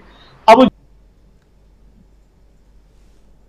जी तो आप समझ सकते हैं कि एनडीए ने तो जो है जो जिन लोगों को इकट्ठा किया है वो आप वो समझ सकते हैं वो छोटे छोटे दल है, जैसा कि राकेश जी कह रहे थे कि राजभर जी हैं, कि वो मांझी जी हैं, अब वो कुशवाहा जी भी हैं जिनका कोई विधायक भी नहीं है, खुद भी नहीं है वो विधायक सुना जाता है, तो वो भी उसमें शामिल है।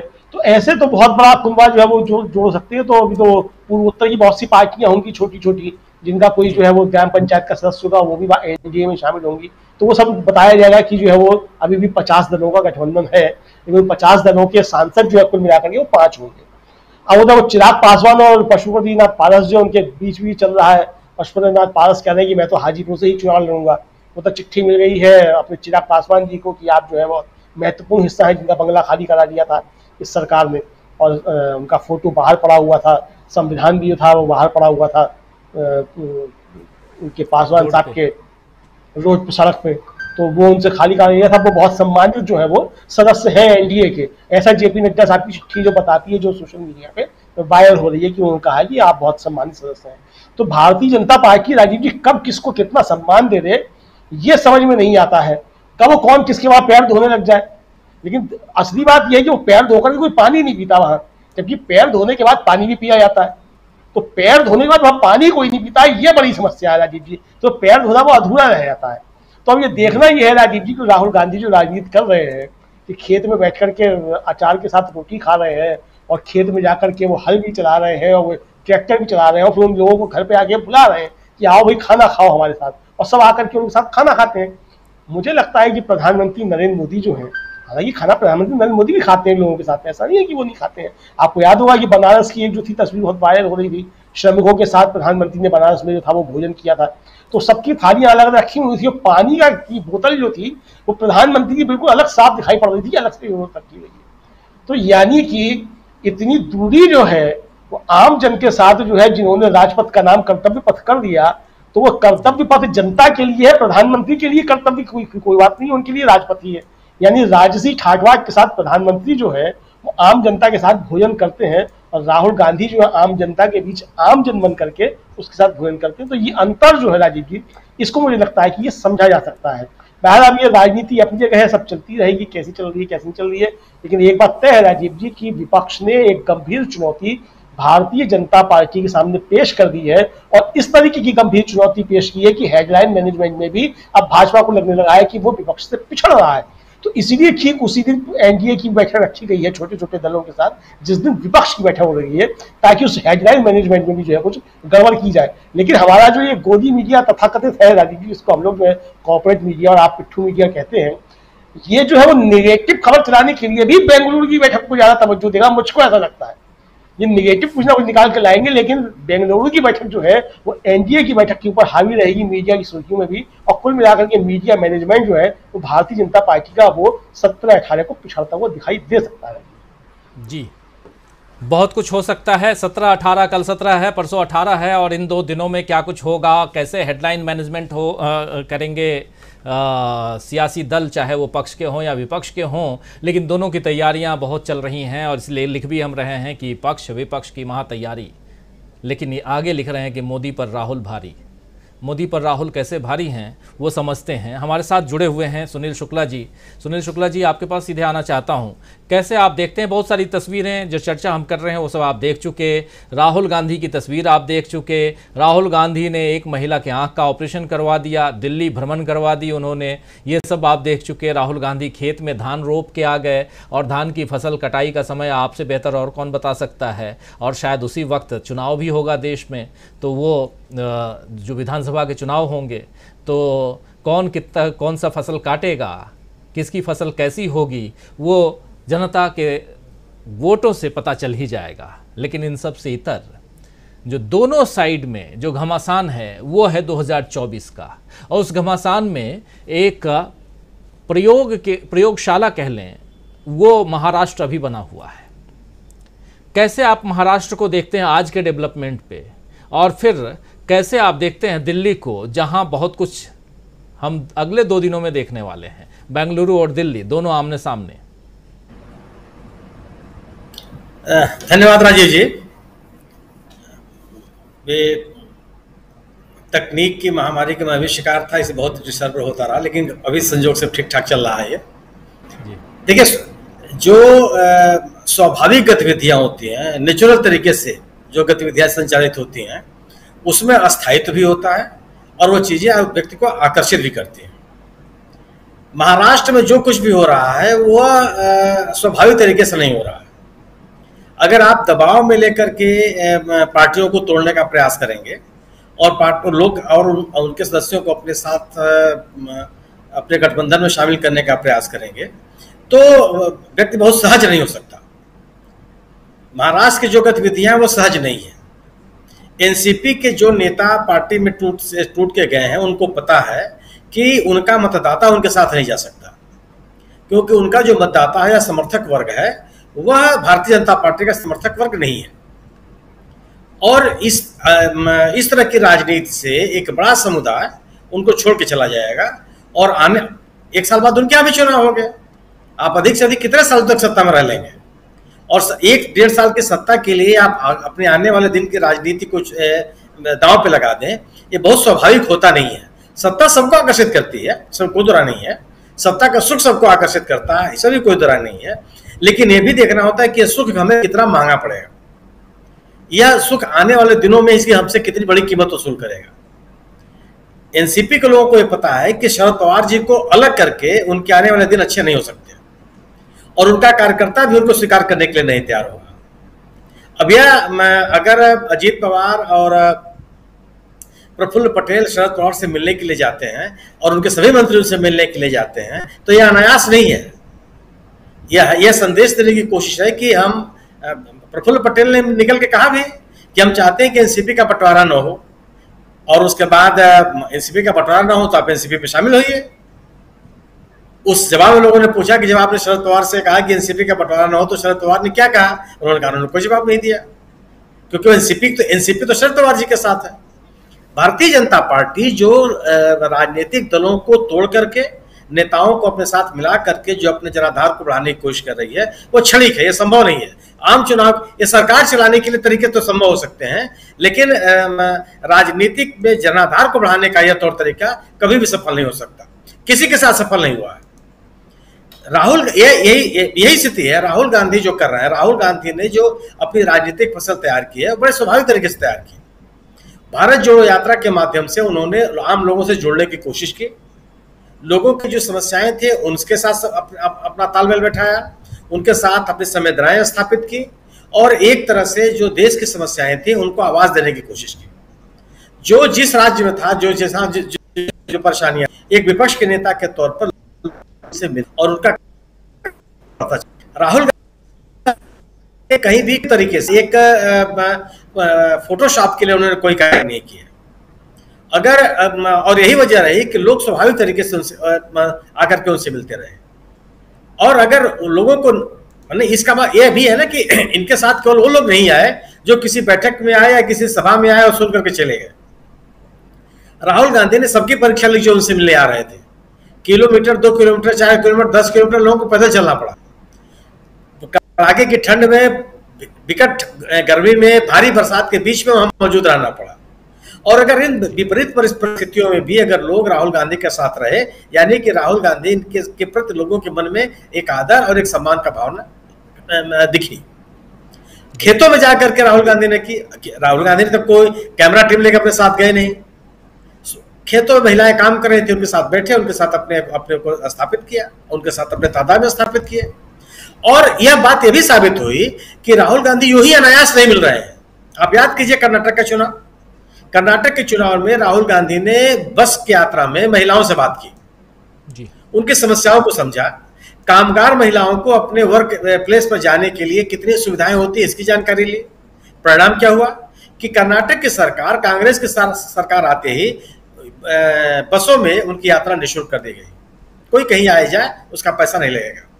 आप वो भी घटना याद कीजिए कि ये जोमेटो और स्विगी के जो डिलीवरी बॉयज हैं उनके साथ भी राहुल गांधी ने मुलाकात की और केवल उनके साथ बैठ करके मैंने फोटो नहीं खिंचवाया, उनसे बात किया, उनकी समस्याओं को समझने की कोशिश की, उनको जानने की कोशिश की कि उनके जीवन में और बेहतर परिवर्तन लाए जा सकते हैं। और केवल बात करके नहीं छोड़ दिया। जब इस कर्नाटक की सरकार सत्ता में आई तो इन जोमेटो और स्विगी और इस तरह के डिलीवरी बॉय जो हैं उनको बीमा का सुरक्षा दे दिया सरकार ने। यह चीजें उनके चुनावी घोषणा पत्र में शामिल नहीं थी, लेकिन उनको लगा कि ये चीजें होनी चाहिए।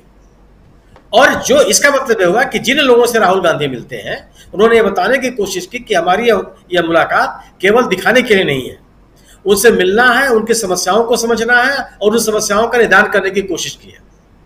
किसानों से बात, जब भी जो हरियाणा के जिन किसानों से मिले उन किसानों ने राहुल गांधी के बारे में क्या कहा कि राहुल गांधी ने जब वो खेत में घुसे तो ये नहीं कि 2-4 पौधे लगा के चले गए, पूरी की पूरी लाइन उन्होंने पूरी की। और उसके बाद इन किसानों के कृषि की लागत को कम करने के लिए क्या किया जा सकता है उनके बारे में बात किया। उनसे यह पूछा कि जो आप कृषि का फसल बीमा आप लेते हैं उस फसल बीमा से आपको कितना लाभ मिलता है। किसानों ने उस पर संतोष व्यक्त किया कि मुझे कोई राहत नहीं मिलती, हमको बहुत सारा नुकसान होता है, फसल मेरी बर्बाद हो जाती है, तो अनेक तरह की समस्याएं आती हैं। और इसके बाद से झारखंड और छत्तीसगढ़ और राजस्थान की सरकारों से राहुल गांधी की इस विषय विस्तार से चर्चा हुई कि कैसे किसानों की कृषि लागत को कम किया जाए और उनकी फसल बर्बादी जब होती है तो उनको जो कृषि फसल बीमा का लाभ है और बेहतर तरीके से कैसे दिया जा सकता है। तो राहुल गांधी ने जनता के सभी वर्गों को संदेश देने की कोशिश की है कि उनके साथ बैठ करके, उनके साथ बात करके और उनकी समस्याओं का समाधान करना। अगर एक महिला से ये कहती है कि हमको दिखाई नहीं पड़ता और राहुल गांधी ने कहा कि आपका इलाज किया जा सकता है, वह किसी को नहीं दिखाई पड़ा। वो उस महिला को लाते हुए अस्पताल में ले जाते हुए उसका इलाज कराते समय कोई फोटो आप नहीं देख सकते। कोई कांग्रेस कमेटी ने कोई प्रेस रिलीज नहीं जारी किया, कोई वीडियो नहीं जारी हुआ कि कांग्रेस के लोग कोई एम्बुलेंस से बैठा के उसको ले आ रहे हैं, ले जा रहे हैं। यह एक जन नेता की जिम्मेदारी है। राहुल गांधी ने अपने आप को एक नेता के रूप में स्थापित करने की कोशिश की, एक ऐसे नेता के रूप में स्थापित की जिसको लोगों के दुख दर्द से वह व्यक्ति प्रभावित है, वह उनका दुख दर्द समझने की कोशिश कर रहा है, उसका निदान करने की कोशिश कर रहा है। उसके पराक्रांतर जो सत्तारूढ़ दल के नेता हैं उनकी यह छवि उभरती चली जा रही है कि वह सत्ता की मशीनरी के द्वारा अपनी राजनीति को आगे बढ़ाने का प्रयास कर रहे हैं। सत्ता की मशीनरी संभव है कि अपनी सरकार है, मशीनरी से संभव है कि कुछ लोगों का सरकार चलाने के लिए, अपनी बहुमत को जुटाए रखने के लिए कुछ लोगों को अपने साथ आप जोड़ लें, लेकिन जनाधार आप अपना बढ़ा लेंगे यह कभी हुआ नहीं है, यह संभव नहीं है। और जो सत्ता को चाहिए, सत्ता में रहने वाले लोगों को जिस तरह का एक अपनी अकाउंटेबिलिटी बतानी चाहिए थी उससे वो सर्वथा दूर है। अगर आप सरकार में रहने वाले लोग अपने उत्तरदायित्वों के बारे में लोगों को विश्वास में लेने के लिए तैयार नहीं है, गोया कि वह लोग उसे निराश है। इसलिए सोचिए आप ये कितनी बड़ी निराशा इनके हाथ में कि एक सदस्य चिराग पासवान की पार्टी में अकेले चिराग पासवान है और अपनी चिट्ठी मिलने के बाद वो कहते हैं कि मैं सोचूंगा कि जाऊं कि न जाऊं। कांग्रेस बीजेपी की स्थिति यह हो गई है कि ओम प्रकाश राज जिन्होंने इनको मंत्रिमंडल से बाहर कर दिया, यही ओम राजभर है जिनके बेटे की शादी थी और 1.5 किलोमीटर सड़क इनको अपने गांव बनवानी थी, सरकार नहीं बनवाई। वह फावड़ा लेकर के खुद सड़क को ठीक करते हुए दिखाई पड़े थे। और आज ओम प्रकाश राजभर के साथ केंद्रीय नेतृत्व जो है फोटो खिंचवा करके अपने आप गौरवान्वित महसूस कर रहा है। आपके पास सहयोगी नहीं मिले, आपके जितने बड़े सहयोगी हैं एनडीए के, सब छोड़ के साथ चले गए हैं। कोई ऐसा व्यक्ति नहीं है। और जितने लोग आपके साथ आ रहे हैं, किनके साथ आप राजनीति कर रहे हैं?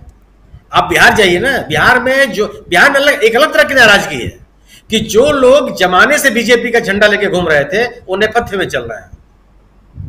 सम्राट चौधरी साहब यह जदयू से निकले हुए नेता हैं, इनके पिता भी जदयू के नेता रहे हैं जी। अब सवाल है कि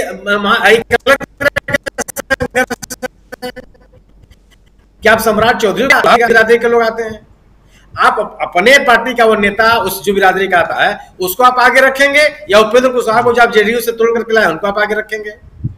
तो स्थिति अब अलग तरह की है ये। और यह जो लोगों को जोड़ने की कोशिश है, यह बताता है कि सत्तारूढ़ दल में एक अलग तरह की बेचैनी है, एक अलग तरह की असुरक्षा है, एक अलग तरह का राजनीतिक भय है। उनको ये लग रहा है कि एक जो एंटी इनकम्बेंसी है वो एंटी इनकम्बेंसी का असर है और जबरदस्त तरीके से असर है। आप कितने अभी अगर आप इसकी बात कीजिए, पिछली बार 14 या 15 पार्टियां आई थी पटना की बैठक में। आज स्थिति है कि जो बात कही जा रही है कि 24 पार्टियां आ रही है जी। तो ये कौन, राहुल गांधी या कांग्रेस या नीतीश कुमार दबाव तो नहीं किसी को ला सकते हैं, ये किसी को डरा तो नहीं सकते। ये राजनीतिक दलों की अपनी सूझबूझ है। उनको लगता है कि भारतीय जनता पार्टी को अगर एक कड़ी चुनौतियां नहीं देंगे चुनाव में और अलग बिखराव में नजर आएगा तो निश्चित रूप से भारतीय जनता पार्टी की एक तरह से मदद होगी। और अगर आप भारतीय जनता पार्टी को मदद करते हुए दिखाई पड़ेंगे तो ये मान के चलिए कि जो बीजेपी का विरोधी मतदाता है उस पार्टी के साथ जाने वाला नहीं है। तो ये मेरा अपना मानना यह है कि जनता के दबाव में राजनीतिक दलों के लिए आवश्यकता है कि वो एकजुट हो विपक्षी दल, और राहुल गांधी की जो स्वाभाविक स्वीकृति जनता के बीच में बढ़ती चली जा रही है और भारतीय जनता पार्टी के लोगों के बीच में बढ़ती चली जा रही है, और राहुल गांधी ने जो बीजेपी के खिलाफ राजनीतिक माहौल तैयार किया, यह निश्चित रूप से सत्तारूढ़ दल के खिलाफ एक बड़ा एक राजनीतिक कोशिश है और एक बड़ी चोट है ये। जी जी जी बिल्कुल, एक बड़ी चोट दिखाई दे रही है। और यहाँ से राहुल गांधी की राजनीति की चर्चा हम कई बार करते हैं, लगातार करते हैं, लेकिन रोज कुछ न कुछ नया राहुल गांधी दे जाते हैं, इसलिए चर्चा में राहुल गांधी बने भी हैं। भारत जोड़ो यात्रा के दौरान आपने देखा और उसके बाद अब लगातार आप देख रहे हैं कि कुछ न कुछ ऐसा दे जाते हैं कि चर्चा करना लाजमी होता है और हम करते हैं। और दूसरी तरफ प्रधानमंत्री नरेंद्र मोदी चुप्पी साधे हुए नजर आते हैं। अब एक तस्वीर की बात हो रही थी, प्रधानमंत्री जी फ्रांस गए थे, फ्रांस से लौटते वक्त वो यूएई गए, संयुक्त राष्ट्र अमीरात गए, और वहाँ से लौट करके हिंदुस्तान आए। हिंदुस्तान में यहाँ जब एयरपोर्ट पे आए तो उनको रिसीव करने कोई नहीं गया। इससे पहले जब अमेरिका से लौट के आए थे तो जेपी नड्डा सहित तमाम नेता पहुँचे हुए थे। इस बार क्यों नहीं कोई पहुँचा? क्या इसके पीछे कोई राजनीति है या आने वाले राजनीति का कुछ संकेत है? क्या कुछ है ये आने वाला समय बताएगा। लेकिन अंदर खाने जो कुछ चल रहा है वो आप अगर समझना चाहते हैं तो एक वीडियो में आज ही जानते हैं कि आज वीकली प्रोग्राम मेरा घूमता हुआ आईना होता है, उस प्रोग्राम को ज़रूर देखिएगा। उसका लिंक हमने ऊपर इसी कार्यक्रम में news of the week share किया हुआ है। आपको समझ में आ जाएगा कि बीजेपी के अंदर खाने कुछ ना कुछ चल रहा है, लेकिन साथ साथ कांग्रेस के अंदर खाने जो कुछ चल रहा है उसमें राहुल गांधी बिल्कुल पारदर्शिता के साथ, ट्रांसपेरेंसी के साथ सामने दिखाई देते हैं और जितना बताना है उतना बताते हैं, जितना जो नहीं बताना है, जो अभी कह रहे थे सुनील शुक्ला जी कि अगर एक महिला के आंख का ऑपरेशन करवाना है, ये लोगों को बता करके इसकी पब्लिसिटी गेन करनी है, तो आप फिर भाजपा की तरफ देखेंगे। लेकिन अगर राहुल गांधी की तरफ देखते हैं तो राहुल गांधी ऐसे मसलों पे पब्लिसिटी गेन करते हुए नहीं दिखाई देते हैं, आम जनता के बीच जाते हुए दिखाई देते हैं। लेकिन क्या आम जनता के बीच जा करके जो राहुल गांधी ने पिछले लगभग साल भर में, क्योंकि सितंबर महीने में साल भर हो जाएगा और ये जुलाई का महीना आखिर हो चुका है, लगभग आधा बीत चुका है। 7 सितंबर याद कीजिए स्वामी जी, भारत जोड़ो यात्रा की शुरुआत हुई थी, साल भर होने को है भारत जोड़ो यात्रा के। इन साल भर के समय जो बीता है इसमें कहां आप देख रहे हैं अब कांग्रेस को, राहुल गांधी को नहीं, कांग्रेस को कहां देख रहे हैं? और 17-18 तारीख की मीटिंग के बाद आप कहां देखने वाले हैं, क्या कुछ देख रहे हैं इस हिंदुस्तान में, हिंदुस्तान की सियासत में 2024 से पहले की जो रणनीति राजनीति है उसमें? देखिए राजीव जी, एक चीज को बड़े ध्यान से नोट कीजिए। जो सोनीपत की महिला ने राहुल गांधी से कहा, उन्होंने कहा कि हमें खेत में इतना ज्यादा काम होता है कि हम मायके भी नहीं जाने देते और मैं अपनी मम्मी से भी बात नहीं कर पाती। और आप जानते हैं, आपकी जो महिला श्रोता हैं शायद मेरी बात से सहमत होंगी कि महिलाओं को सबसे ज्यादा प्यार अपने मायके से होता है। मायके वो नहीं जा पाती, लेकिन राहुल गांधी के घर, प्रियंका के घर दिल्ली चली गई। इसका मतलब यह है कि राहुल गांधी और प्रियंका गांधी के घर को वो अपना मायका समझती हैं। ये बहुत बड़ी बात है। दूसरी बात, महाराष्ट्र की राजनीति में राजीव जी आप नोट कीजिए, एक बार क्या हुआ कि एक गाय थी और पिता की मृत्यु के बाद दोनों भाइयों के बीच में वो गाय बंटनी थी। तो ये हुआ कि इस गाय को कैसे बांटा जाए। तो ये हुआ कि आगे का हिस्सा जो है वो मूर्ख भाई को दे दिया जाए और जो पीछे का हिस्सा है वो बुद्धिमान भाई ने अपनी तरफ ले लिया। तो घास तो खिलाता था मूर्ख भाई और दूध दूता था बुद्धिमान भाई। यही महाराष्ट्र के अंदर एनसीपी और शिवसेना में हुआ है। अब मुश्किल यह हो गई है, जो आज अजीत पवार को और छगन भुजबल को समझ में आ रहा है कि जनता तो है शरद पवार के साथ और घास खिला रहे हैं वो, यही एकनाथ शिंदे के साथ हुआ है। आप ये देखिए, आदित्य ठाकरे की गांव-गांव में महाराष्ट्र में जो मीटिंग हो रही है, राजीव जी पता चला लीजिए, लाखों की भीड़ हो रही है। तो इसका मतलब यह है कि घास तो खिलाएगी बीजेपी गाय को, और जो दूध दुहेंगे वो शरद पवार और उद्धव ठाकरे दुहेंगे और कांग्रेस उसका फायदा उठाएगी। तो वास्तविकता में ये जो पूरी व्यू रचना हुई है, मुझे ऐसा लगता है कि ये जो चाणक्य, जिनको हम कहते थे चाणक्य हैं, ये चक्रव्यूह में इतनी बुरी तरह से उलझ गए हैं, इनको ये समझ में नहीं आ रहा। पता नहीं अर्जुन अभिमन्यु को तो ये पता था, गर्भ में उन्होंने सीखा था कि कैसे चक्रव्यूह में घुसा जाता है, निकला कैसे जाता है। मुझे ऐसा लगता है कि आज जो स्थिति है बिल्कुल उस प्रकार की हो गई है। ये लोग चक्रव्यूह में घुस तो गए हैं महाराष्ट्र की, और वही इन्होंने बिहार में किया है। बिहार में भी इन्होंने जो मुंह का पक्ष है वो तो ले लिया। अब ये जो लोग आए हैं इनके साथ एनडीए में, राजीव जी सोचिए, एक एक दो दो सीट तो सब लेके जाएंगे, तो बीजेपी की सीटें तो कम हो जाएंगी। और दूध दुहेगा कौन? आरजेडी, कांग्रेस और जनता दल यूनाइटेड और सीपीआई एमएल। तो ये स्थिति बीजेपी ने अपनी कर ली है कि आज के तारीख में इनको केवल घास खिलानी है और दूध दुहना है अपोजिशन को। और बेंगलोर की मीटिंग के बाद आपको स्पष्ट हो जाएगा कि जो स्थिति है वो बिल्कुल 2024 की आज आपको दिखाई देनी शुरू हो गई है। ये स्थिति बिल्कुल मैं आपको बता रहा हूं, ये वही स्थिति होगी जो 1984 में हुई थी। अब आश्चर्यचकित मत होइएगा, लोग जो है जो पूर्वानुमान 2014 और 19 से कंपेयर कर रहे हैं, ये 1977 भी नहीं होगा, ये 1984 होगा। एक तरफा इलेक्शन होगा और गुजरात को छोड़ के शायद ही बीजेपी को 2-4 सीट कहीं मिले। गुजरात में जितनी सीटें मिलेंगी उससे उनके लिए कम से कम ये होगा, मुख्यमंत्री पद के लिए चाणक्य और चाणक्य के गुरु दोनों जाके गुजरात में सेटल हो जाएंगे। स्वामी जी ने भविष्यवाणी कर दी पूरी, क्या कुछ होने जा रहा है 2024। और 2024 की तस्वीर तो सब देखना चाहते हैं, कौन नहीं देखना चाहेगा कि 2024 में क्या होगा। आज अगर उस तस्वीर को सामने रख दिया जाए तो इससे बेहतर और क्या हो सकता है। और सब कुछ सामने, लेकिन इन तस्वीरों को और जो कह रहे हैं स्वामी जी, वैसा हो रहा है क्या?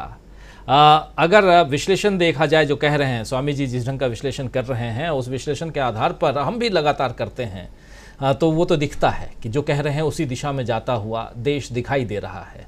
लेकिन उससे पहले इफ बट बहुत है। 2019 में भी हम लोग कुछ ऐसा ही विश्लेषण करते थे, लेकिन उसमें पुलवामा की घटना हो जाती है और उसके बाद क्या कुछ हुआ, तस्वीर बदल गई।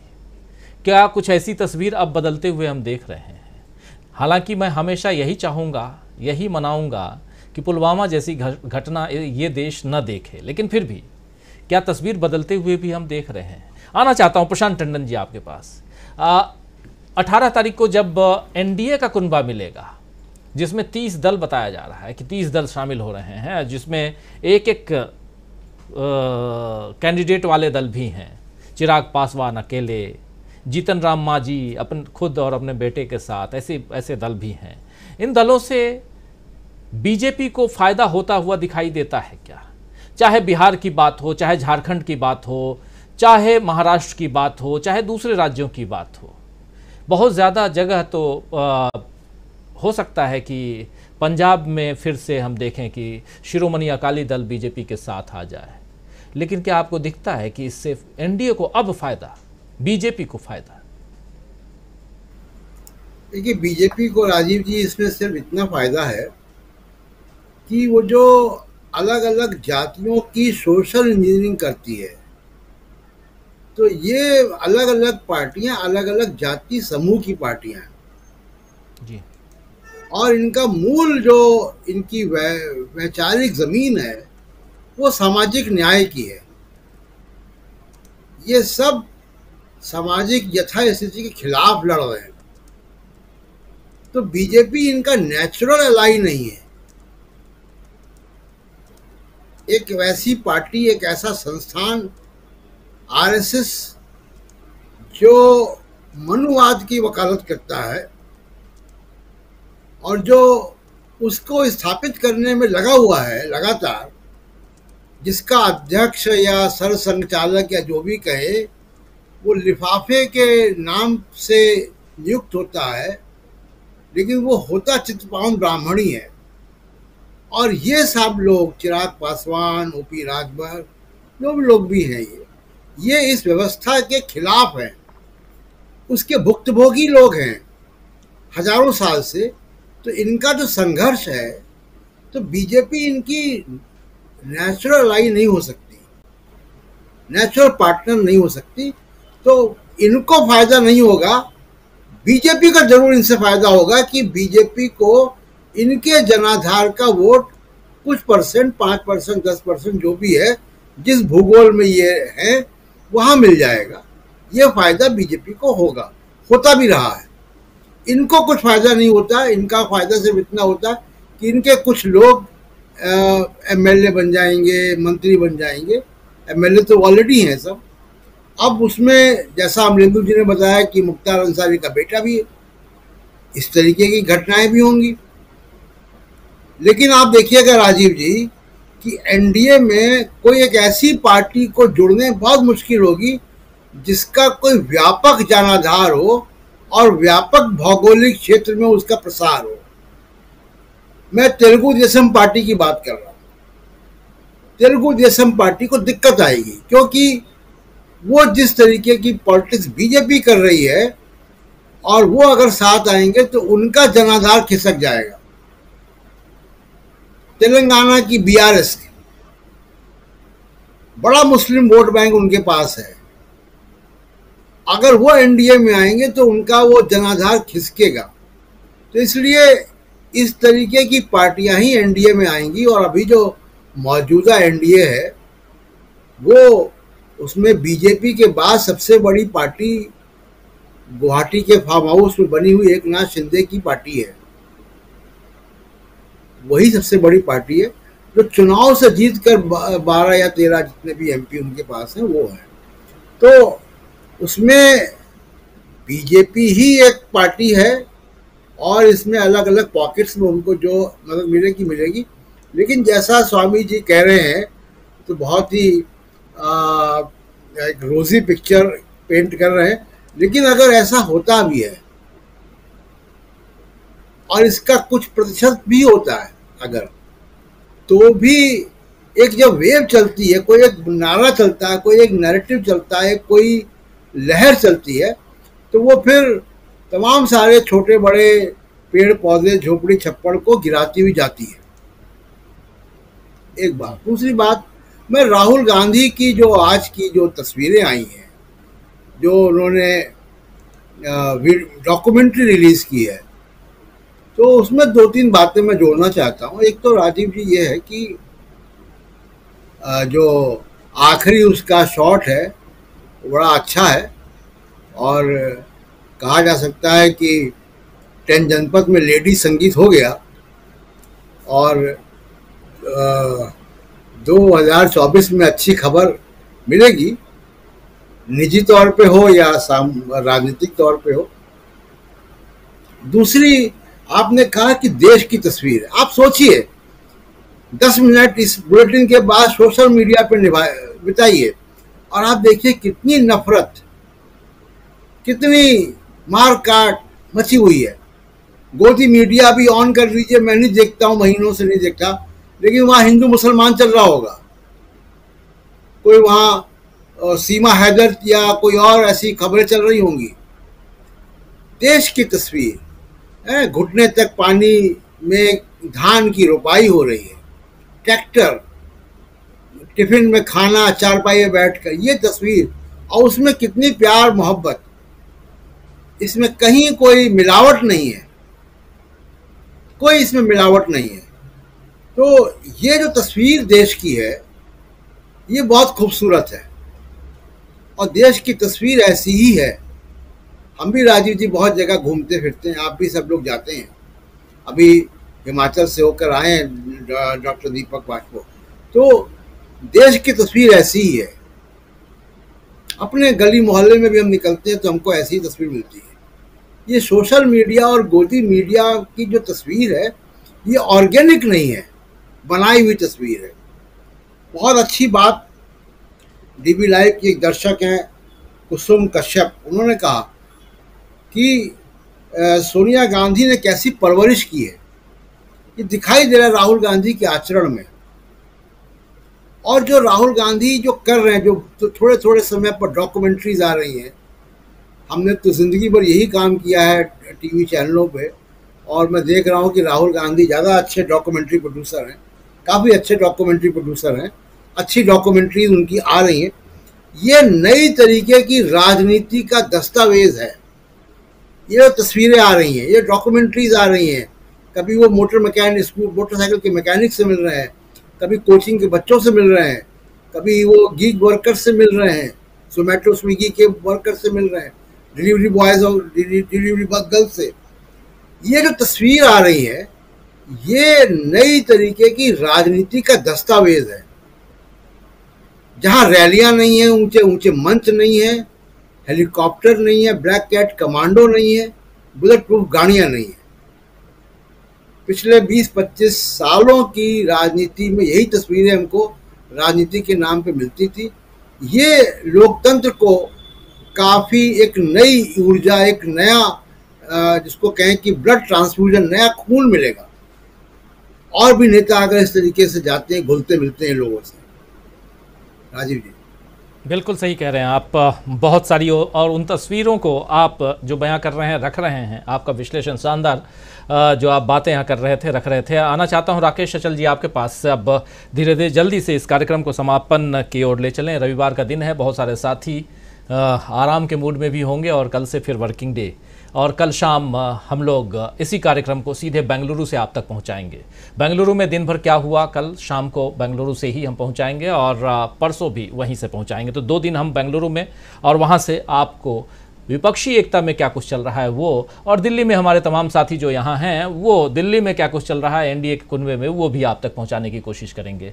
राकेश अचल जी, आपसे समझना चाहता हूँ कि कैसे इस तस्वीर को अब आगे देखते हैं। बहुत एक रूपरेखा सामने दिखाई दे रही है, 2024 की तस्वीर दिखाई दे रही है। उन तस्वीरों में बहुत ऐसी तस्वीरें हैं जो अभी धुंधली हैं, ज़रा उनसे पर्दा हटाने की कोशिश कीजिए।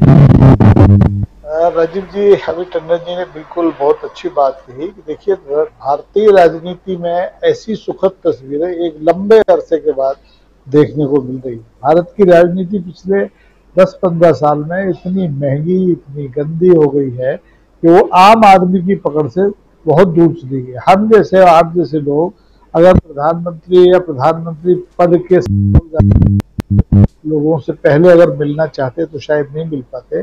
आज ये लोग खेतों में हमें उपलब्ध हैं। दूसरे लोग ऐसे हैं कि जो आते हैं उनको हाथ मिलाने में डर लगता है, उनके आगे पीछे जैसे कमांडोज की बात कही, ये दौड़ते हैं।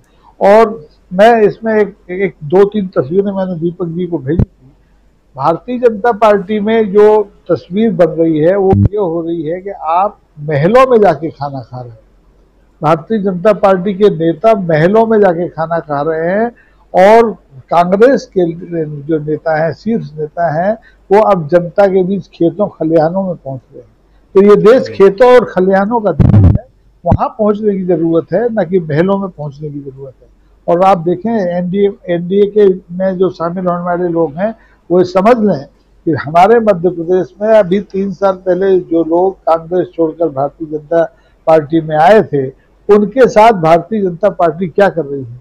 जब विधानसभा के चुनाव के नियंत्रण की जो समिति है, देखरेख की समिति बनी थी, तो उन्होंने कांग्रेस से आए नेताओं को एक तरफ रख दिया और अपने संग दक्ष नेताओं को ही उसकी जिम्मेदारी दी। यानी अब ये जो इक्का दुक्का सीटों वाले, लोकसभा सीटों वाले जो दल एनडीए में शामिल हो रहे हैं, इन्हें समझ लेना चाहिए कि इनकी कोई हैसियत एनडीए में बनने वाली नहीं है। अगर इन्हें देश की राजनीति में अपना वजूद बनाना है तो इन्हें विपक्ष के साथ खड़ा होना चाहिए। अगर ये चूक करते हैं तो आप यही पछताएंगे, जनता को पछताना नहीं पड़ेगा। जी बिल्कुल, जनता को पछताना नहीं होगा बल्कि यही पछताएंगे। और देश की तस्वीरें और खाना खाते हुए बहुत सारी तस्वीरें हैं इस देश में, लेकिन कुछ तस्वीरें जिसके बारे में अभी राकेश अचल जी और उनसे पहले प्रशांत टंडन जी भी बता रहे थे कि भारत की तस्वीर फिल्मों में भी आप लोग देखते होंगे, पुरानी फिल्में जब आप देखते हैं तो एक अलग भारत की तस्वीर दिखाई देती है, लेकिन आज के भारत की तस्वीर जो है शायद फिल्मों में भी बदल चुकी है। और फिल्में तो खैर एक पटकथा है, एक कहानी बेस, उसके बाद उस पर डायलॉग्स लिखे जाते हैं, स्क्रिप्टिंग होती है, डायलॉग्स लिखे जाते हैं, फिर कलाकार जो है उस पर एक्टिंग करते हैं और आप तक लेके आते हैं। उसमें भी बहुत कुछ हो रहा है, अलग अलग लोग अलग अलग, अब तो भगवान के नाम पे भी बहुत कुछ चलता है, तो छोड़िए वहाँ तक नहीं पहुँचते हैं। एक फिल्म आई थी आदि पुरुष के नाम से और दूसरी फिल्म और आ रही है OMG 2, जिसको अभी से ही एडल्ट का A का सर्टिफिकेट दे दिया गया। ओ माय गॉड, नंबर 1 देखे होंगे, नंबर 2 देखने का इंतज़ार कर लीजिए। और उसमें देश के सबसे बड़े पत्रकार ने हिस्सा लिया है, यानी कि सबसे बड़े पत्रकार आप समझ सकते होंगे, अक्षय कुमार जी, आम चूस के खाते हैं या काट के खाते हैं वाले पत्रकार, उन्होंने ही उसमें भूमिका निभाई है। लेकिन धर्म का सत्यानाश है, छोड़िए उससे ज़रा इधर निकलते हैं, क्योंकि लेकिन कुछ तस्वीरें आप दिखाना चाहते थे राकेश अचल जी, उन तस्वीरों को पहुंचाना चाहता हूं, आपके ही सहयोग से ये तस्वीरें हैं। ये देखिए, एक तस्वीर है ये खाना खाते हुए, बड़े बड़े लोग हैं, राष्ट्रपति महोदया भी हैं, और पहली तस्वीर में, दूसरी तस्वीर को भी देखिए, इसमें ज्योतिरादित्य सिंधिया साहब हैं और राष्ट्रपति महोदया हैं। ये वो तस्वीर जो है, ये तस्वीर भी एक है, सिंधिया साहब ही हैं अपने ही राजमहल में, पहली तस्वीर भी राजमहल वाली ही थी। तो कुछ ऐसे तस्वीरें भी हैं और कुछ तस्वीर जो है वो राहुल गांधी की है, जो खाट पे बैठ करके, खटिया पे बैठ करके खाना खा रहे हैं। ये भारत है। क्लोजिंग कमेंट के लिए आना चाहता हूं सुनील शुक्ला जी, अगर जुड़े हुए हैं हमारे साथ। सुनील जी, आपसे क्लोजिंग कमेंट जरूर चाहता हूं। इन तस्वीरों के बीच देश की सियासत किस दिशा में देखें हम? खटिया वाली सियासत देखें या राजमहल वाली सियासत देखें? नेटवर्क बहुत डाउन है। खैर, दीपक पासपोर्ट जी, आप तो खटिया पे बैठ के भी आ रहे हैं, अभी राजमहल में भी गए थे क्या? देखिए सुनील जी भी आ गए। जी सुनील जी पहले। हाँ, सियासत तो वही होगी, राजनीति तो वही सबको जनता से जुड़ने वाली होगी। आप असहज तरीके से लोगों को जोड़ नहीं सकते अपने साथ। सत्ता के मद में, सत्ता के संसाधनों का प्रयोग करके आप जनता के साथ जुड़ नहीं सकते। सत्ता का प्रयोग जनता से जुड़ने का अगर आप करेंगे तो फिर आपको इस तरह के नाटक की आवश्यकता ही नहीं पड़ेगी। लेकिन आप तो अपने गवर्नेंस की बात ही नहीं करते हैं, आप तो सत्ता में रहकर विपक्ष की बात कर रहे हैं। किसी भी आम आदमी के समस्या के समाधान की कोई कोशिश नहीं करते, आप आम आदमी से जुड़ने की कोई पहल नहीं करते, लोगों से मिलने मिलाने का कोई आपका कार्यक्रम नहीं होता। केवल निर्देश जारी करने के अलावा आप और कोई राजनीतिक गतिविधि आपकी नहीं है। जो बात कही जा रही, जो प्रशांत जी ने बात कही कि आप विजातीय तत्वों को अपने साथ ला करके अपनी ताकत थोड़े बढ़ा सकते हैं। आपको सहज तरीके से, जिनकी राजनीति आपसे स्वाभाविक रूप से मिलती जुलती है, अगर आप शिवसेना के साथ है कोई दिक्कत नहीं है, शिवसेना आपकी राजनीति करती है। हिंदू महासभा के साथ आप हैं, आपको कोई दिक्कत नहीं है, आप राजनीति कर लीजिए। रामराज परिषद के लोग आपके साथ जुड़ते हैं, कोई समस्या नहीं, आप राजनीति कर लीजिए। लेकिन सामाजिक न्याय के आंदोलन की राजनीति करने वाले लोग अगर आपके साथ जुड़ना चाहते हैं तो संभव ही नहीं है, कि जिन लोगों ने सामाजिक आंदोलनों के साथ अपनी राजनीतिक समझ पैदा की है, वो आपकी राजनीति के साथ नहीं जुड़ सकते, वो आपको राजनीतिक रूप से ताकतवर नहीं देख सकते, क्योंकि आपकी राजनीति संघर्ष करते रहे। और अगर आप सामाजिक न्याय के मूल्यों, सिद्धांतों और गतिविधियों का समर्थन नहीं करते तो आप लोगों से जुड़ नहीं सकते। अगर आप ध्रुवीकरण की राजनीति करते हैं तो आप लोगों के साथ जुड़ नहीं सकते। फिर तो आपको सुबह से शाम तक केवल वही मुद्दे उठाने हैं जो ध्रुवीकरण को प्रोत्साहित करते हैं। और इन माध्यमों का सहारा लेकर के आप आम आदमी से जुड़ने, आम आदमी के जो मसले हैं उनके साथ आपका कोई तालमेल नहीं होता, क्योंकि आपके सोचने का तौर तरीका ही एकदम अलग है। आप सोचिए ना कि भारतीय जनता पार्टी की स्थिति मैं बिहार में घूम के आ रहा हूं, क्या स्थिति है वहां पर। एक पार्टी के भीतर कितने संघर्ष है वहां। पार्टी मजबूर है ये भारतीय जनता पार्टी बिहार में कि उनके अपने लोग सामने नहीं आ पा रहे हैं। आज जो पार्टी का अध्यक्ष है वो कहां है। पार्टी के अध्यक्ष और विधानसभा में विपक्ष के नेता, उनके बीच में तालमेल की क्या स्थिति है। आप जब एक बनाया हुआ आंदोलन खड़ा करने की कोशिश करनी पड़ रही है, उससे भी आपकी भत पिट गई। आपके कार्यकर्ता अगर मिर्ची लेकर के आंदोलन करने जा रहे हैं तो आम आदमी आपको स्वीकार कर लेगा कि आप जनता के मुद्दे के लिए लड़ने गए। और गलत बयानी है कि एक आदमी की मृत्यु हो जाती है, कहीं और होती है तो आप बताते हैं कि लाठीचार्ज में उसकी मृत्यु हो गई। वो है कि राजनीतिक मुद्दे आपके सामने